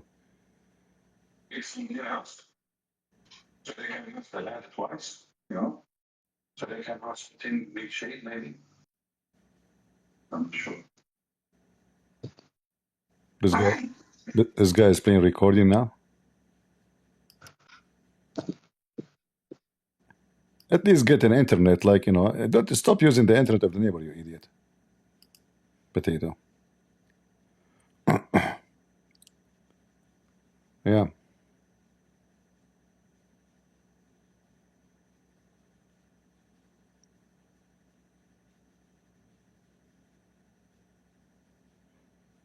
When the Bible says there's a blessed nation, it's true. And God did not bless the Arab and the Muslims with any blessing. The oil they have is not a blessing. It's a curse. Because the same oil one of the reasons of their own destruction actually is the oil. If you go to the Middle East, to those oil countries, you will see how much they are doomed with the drugs, sex, AIDS. Oil did not make them better. They did not spend their oil money to build their future. They spent their money to destroy them. It's a curse. And not only that, when you have a treasure and you are not capable of protecting it or investing it, that will make everybody else your boss. Like, look what happened. America is their boss. Trump, he went there, he forced them to pay the jizya. Simply the guy in the front of everybody, he says, we will protect you. I mean, look how insulting it is to say, we will protect you.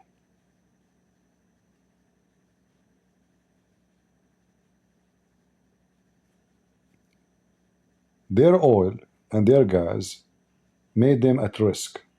If they are poor, Somalia, nobody will go there. If they have nothing, nobody will be interested. But now they have many enemies, are willing to take them and occupy them so fast.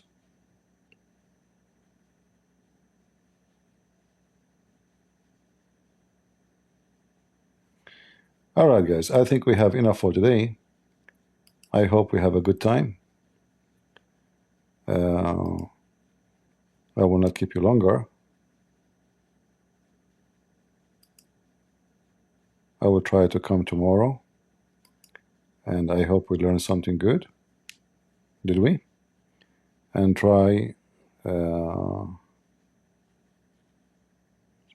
try to share your knowledge with others. Whatever you learn, take note. Don't come here just to laugh and comedy. No, we are here to educate you. So try to to especially with your young kids. Don't let them go to school and hear from the garbage of the Democrat. The Democrat, they are teaching them very false information. They are the Democrat actually in USA or even in any country in the West. They are #1 supporters of the terrorist Muslims. They promote Islam, they defend Islam, they make law to protect Islam. And they lie about Islam. All of this because they don't want you to know the truth. The same, they lie about everything. Like, look what happened. Joe Biden, he have cancer at least for 2 or 3 years. And they were hiding it. And lying about him being healthy. Accusing of anyone who speak against Biden to be fascist, Nazi, liar, fabricating videos. And then all of you see that it's true. The guy in his interview with the special counsel, he claimed that he was exist in the time of the Mongol attack in Europe. And he met with an army of 20,000. Listen to the video and I laughing.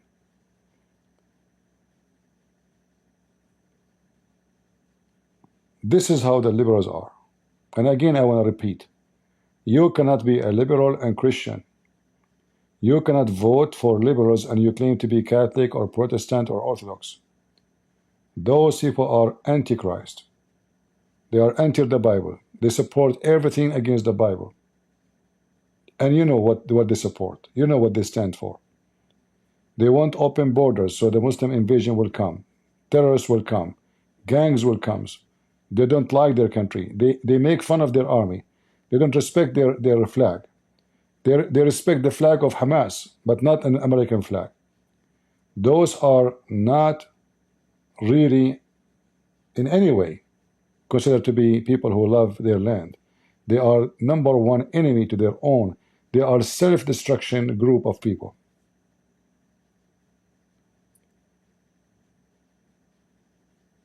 They support the enemy and they make fun of their army.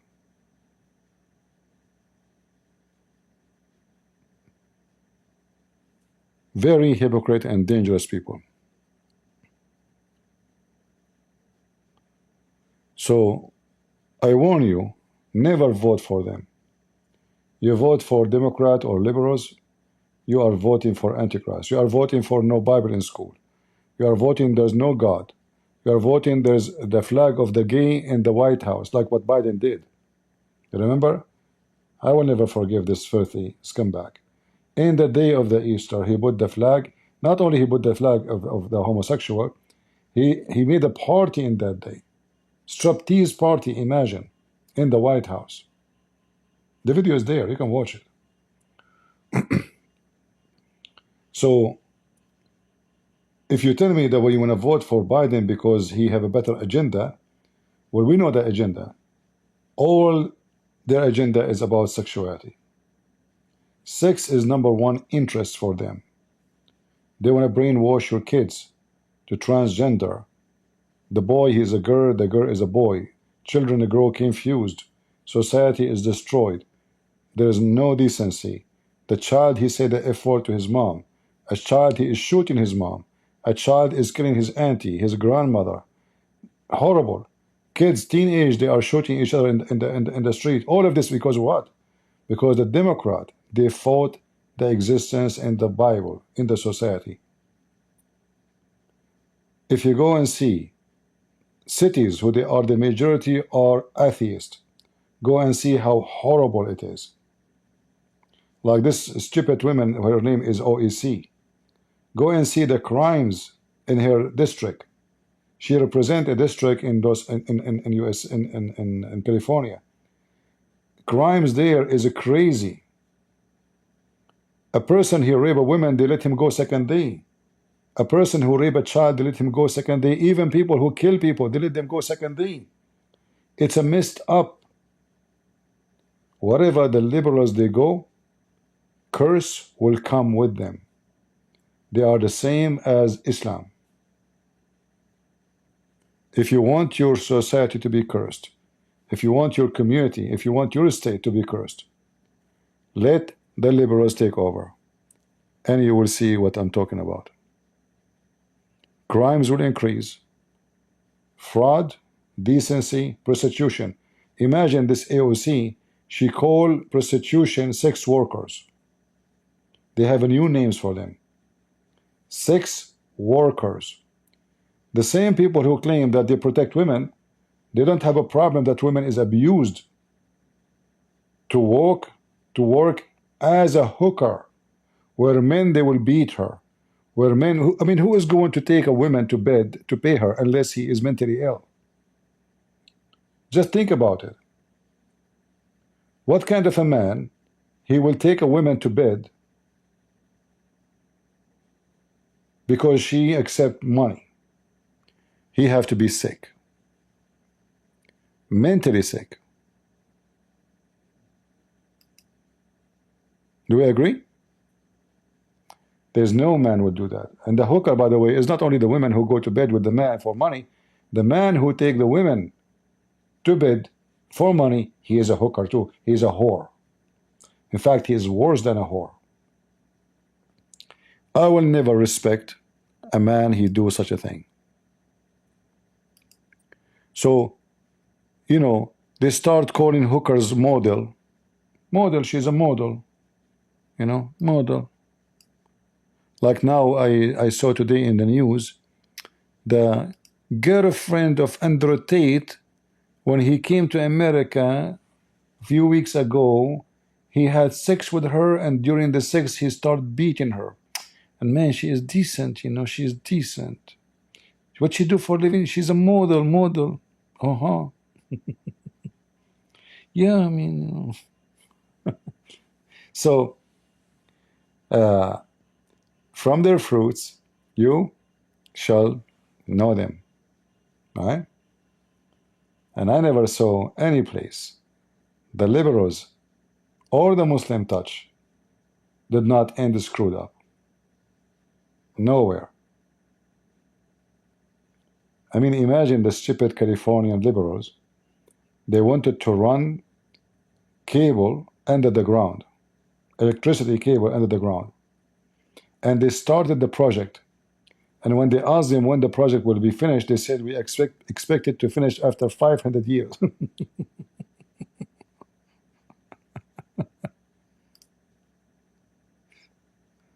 500 years only. Liberals. No brain. Brain, the brain for liberals is the same as pork for Muslims. Very, very stupid. All right, guys. We are done for today. And I have to find some secret wives because I'm a Muslim. And I'm going to practice hotel wife stuff. So if there is any Muslim women she like to practice hotel wife secretly, you know, I'm here to help you. We are Muslims. We support each other. All right. If you are you need men, you know, you are struggling in your life. Allah, He gave you the options. You know, yeah. We can use the same hotel of Muhammad the Blue Job. The same hotel, you know. If you don't like that hotel, we can use different hotel. All right. Salahuddin saying you are a drinker. Okay, Salahuddin. Do you like to come to the stage to talk about drinking? I challenge you. Is that fair, guys? I challenge Salahuddin to come to the stage and talk only about drinking if you wish. Do you dare, Salahuddin? I can show you your prophet to be drunk 4 days a week in front of everybody. I can show you your prophet teaching people how to make alcohol. Do you? And you can show me where my book says we can drink and get drunk. Do you want to show me? I can show you where in your book you can drink and to praise a drink. Do you dare? Potato, you don't dare. Coward. You're a prophet. He used to drink like a goat. يسقى له بالسقاء ينبذ له بالسقاء. Can I show you? Even your God, he praised alcohol, claiming it's a miracle from him. Do you want me to show you?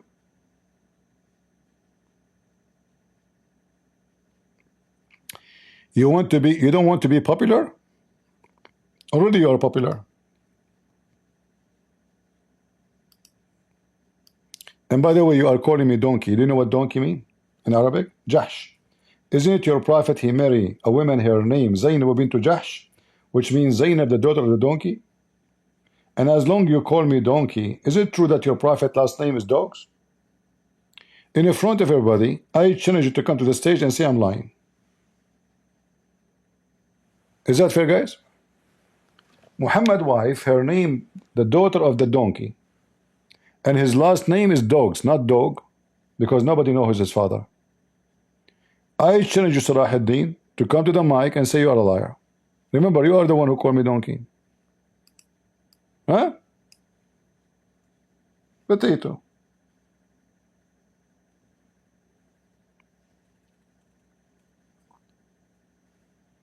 The Bible says, drunken will not enter the kingdom of God. Where in the Quran says drunken will not enter the kingdom of God? Nowhere.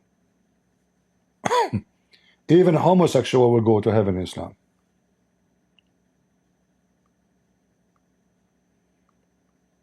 Abdul.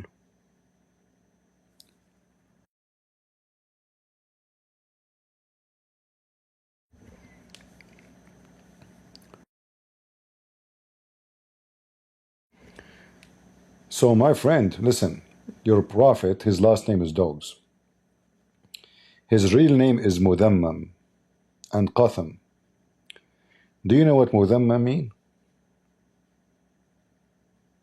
Filthy. The one with very bad moral.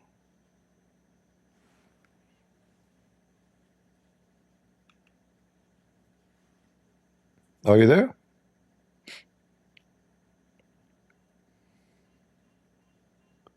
Stop recording. You don't want people to know what happened to you?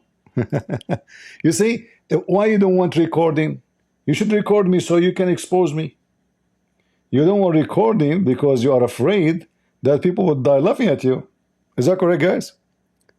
Otherwise, if you are going to be victorious, you should record it and post it everywhere. So, guys, hey, look, I spoke to Christian Prince. I made him shish kebab. But because you know that you are going to end to be the shish kebab, you don't want recording. Go ahead, record me. You know, everybody record me. So, but you are afraid, terrified. You're a rat, like your prophet. Police be upon him. All right, guys, we are going to wait for this potato. We thought he is a potato. It turned to be his diarrhea. I thought he's a man to come and, you know, speak to me. But potatoes, you know what you can say. Yeah. No, he's not a waste of time. He's a waste. You know, his prophet himself used to take shower with waste. Is that true, Salahuddin? Is it true that your prophet used to take a shower with dead dogs? Don't say no. People will die laughing at you. I'm warning you. Don't say no. Is it true that your prophet used to take a shower with dead dogs? Say no. Be a man and say no. You don't even dare to say no, potato, huh? I have a picture of your prophet taking stinky shower with dead dogs and women blood from period. And even the Arab, the Muslims, they ask him, Prophet, what are you doing? It's a stinky water and women menstruation rags thrown there and dead dogs, not one dog, dead dogs. And then they say to you that Islam teach Muslims how to be clean. Right? Why you don't come to the mic and say you are a liar? I challenge you to show me. You don't dare, potato. Here we go. People are posting the hadith for you. Dead dogs. And he is the prophet of Allah. And remember, guys, Muhammad, he says, if a dog, he lick your dish, you have to wash your dish 7 times. You have to wash it 7 times.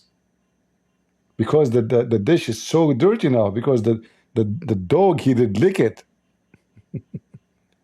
And then Muhammad himself is taking a shower with dead dogs. Dead dogs, not dead dog. Dead dogs. Dogs. In a small, tiny body of water, stinky water. And then they will say to you, Muhammad was an amazing person, so clean. He taught us even how to do poo-poo. Yeah, he taught you how to clean your butt with 3 rocks. Try it and you'll see how stinky it will be. Just try it. 3 rocks only. You see? Guys, I'm sure this is not nice to say, but if you want to try it, try to use rocks. 3 rocks only. To clean your butt. Not only is going to make you bleed and have you many infection, and you know, but it will stink. Because rocks, first, are not smooth, which means they will not touch your skin equally, will not clean you.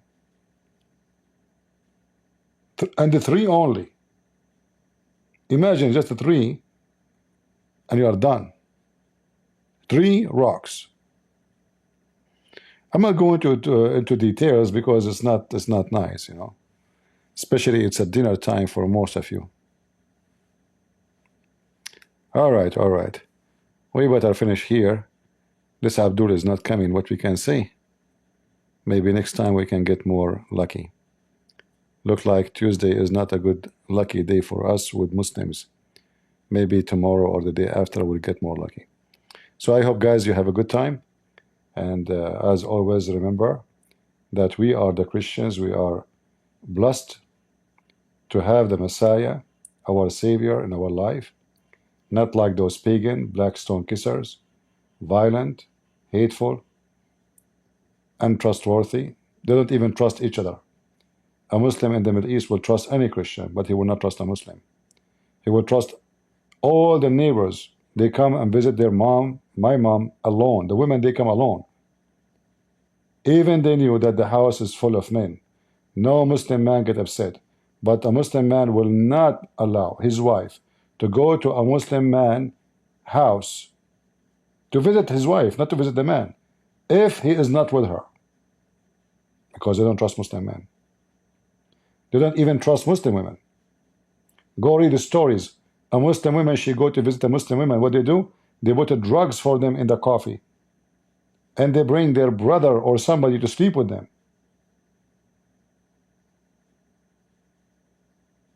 If I tell you stories about what happened in the Middle East, what they do to each other, you will not believe it.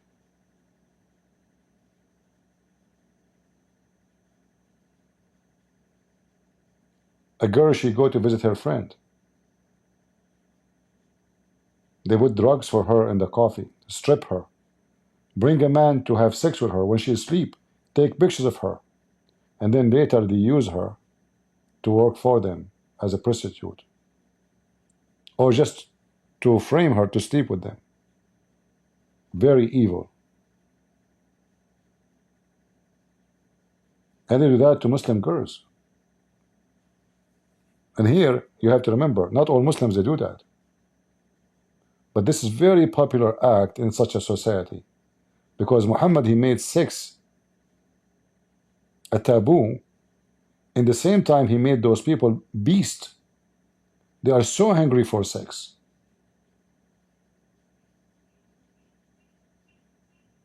In order to have it, they will do anything. Like we saw with this guy, Mimi Hijab, blue job, what he did. He have a wife. He already have more than 2 secret called wife. There is one reason to understand, or understanding, or explanation for this.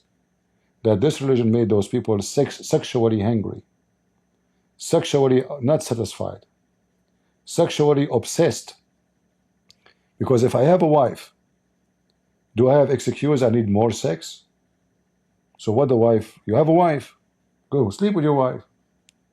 What the second one will do? What the third one will do? And they do it secretly. It is nothing but prostitution. So the system, this is why, if you remember, I showed you a video from Saudi Arabia, a Saudi doctor. She was speaking that up to 40–45% of families in Saudi Arabia, they have what they call it, like incest, sex through the family. Like a brother have sex with his sister, father have sex with his daughter. Very, very bad situation. The number of homosexual and lesbian in Arab countries is extremely high, and there is a reason for that. Because when they separate between boys and girls, so boys, they cannot meet girls easy, and girls cannot meet boys easy. So what they do?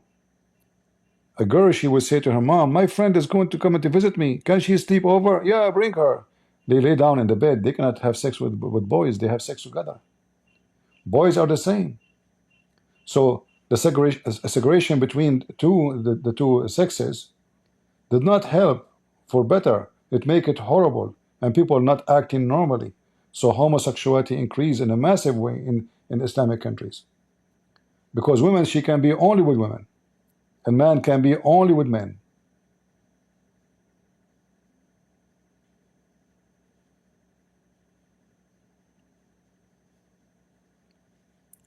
Anything is not natural will create something not right. So God created Adam and Eve, and we can mix. Who said mixing would end with something bad? God, he gave you a brain. God, he told you how to live this in decent way. So I can sit with the women, we can drink coffee, we can be friends, we can go out, we can go to a restaurant. How that will end into sex unless we make decision to do it.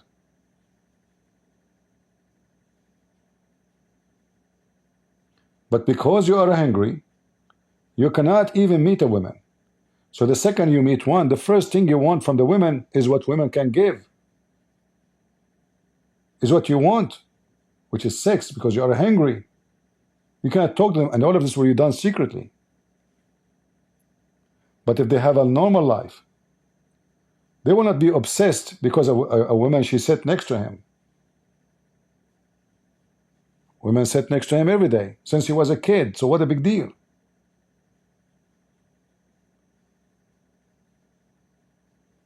Even the clothing is not doing the good job to protect like the society from what's supposed to do.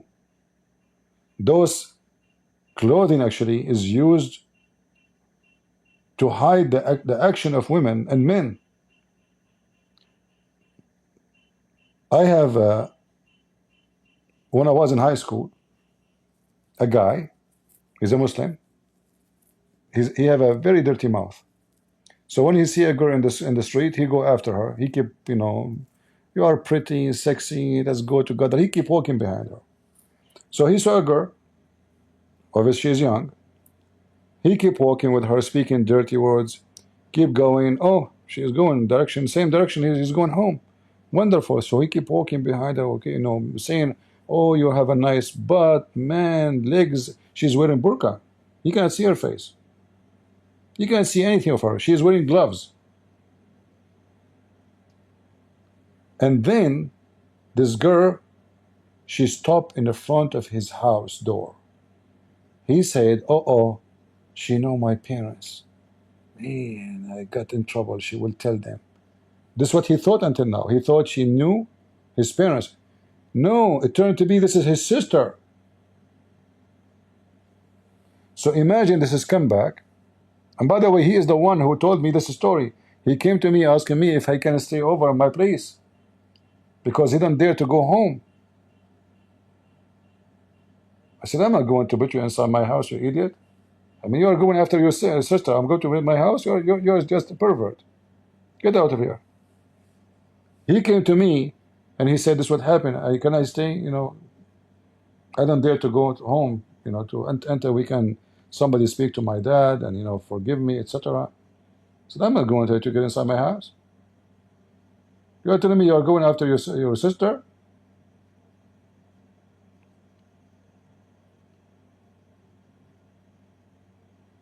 Very, very bad society.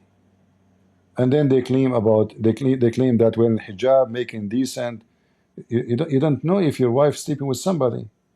You can see your wife walking with somebody in the street, but you don't know this is your wife because you cannot see her. He can stop talking to you, by the way. He can talk to you. "Hello, how are you doing?" Yeah, and the woman, she's not allowed to talk to men, strange men. So your wife, she can be sitting in front of you with the guy who's sleeping with her, and you don't know that this is your wife. Other story, a guy is a very, very, very careful.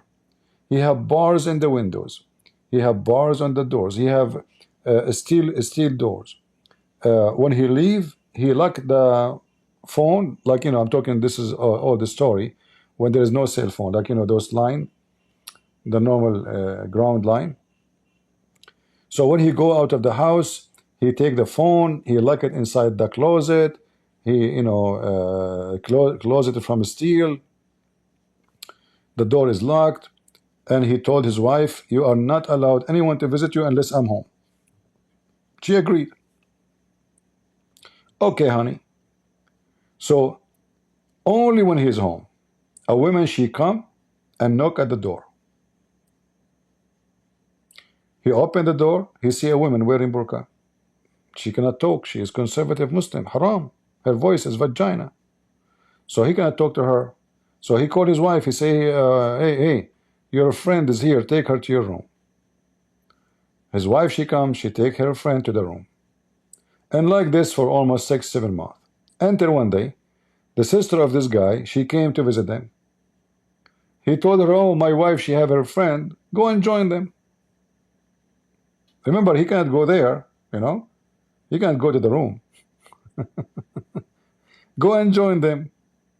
The sister, she go and join them. It turned to be that the woman who is visiting for the last 6 months is a guy. He go inside the house wearing burqa, do boom boom to this guy. And this guy, he even make tea and coffee and bring fruit in the front of the door. He's happy. His wife isn't going out. She never complained. And unusual. Women usually, they want to go and visit. You know, so you cannot lock the door on me. No, she don't complain. So he make coffee for them. He knock at the door. The coffee. I make coffee. Your husband is so nice. Yes, my boyfriend. Yeah, he make coffee for us. Do you want anything? What about make sandwich, man? I'm hungry. You know, I just came from work. I did not eat yet. Honey, can you make us a sandwich? Sure, sure. Okay. He come again and he knock at the door. The food is here. I will leave the tray here, okay? Yeah. So the guy, he come, he do boom boom to his wife. And the guy will come only when the husband is there. Very decent women. So he locked the door, he locked the window, he locked the phone, he locked everything. She can use the phone only when he's home. But that did not stop her from cheating. And this is what happened when you suffocate somebody. It's like, you know, I don't want to compare a human being to a dog, but it's not too much different when you suffocate a human being. Like if you have a dog and you never let him go outside, the second you open the door, he will run. Finally, the door is open. And this is what happened to those in this society. The second they have a chance, they will never avoid it. Very, very bad culture, if we can call it even a culture. All right, I think we have enough for today. I want to say thank you all for being here.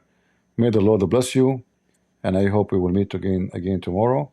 And we hope more Muslims, they come to debate us next time. Feel free to download my videos, share them, especially if you are from Indonesia. Challenge the Muslims, challenge the Ustaz to come and debate me if they're there. And I hope that time will come in Indonesia, and I pray Indonesia will become a Christian country. We will save the whole country from the faith of Muhammad and from his fictions about virgins in heaven. Even their heaven is about sex. There's no God in their God. There's no godly teaching in their godly teaching. There's no holy in the holy book they have. There's no prophecy in the prophet they have. There's no decency in the decency they teach. There's no logic in the logic they have. Islam is just an empty grave. They cover it by marble and they make it white from outside. But they forgot that a grave is always dark. It's a grave. Those who follow Jesus, they follow the living God. And those who follow Muhammad, they follow a man in the grave. So those who want to live, they will follow the living one. And those who want to die, they will follow the dead one. And this is why the Lord, our Lord, the Messiah said, let the dead bury the dead, and you Muslims are dead. God is good. So is Jesus. And we are the crusade. See ya.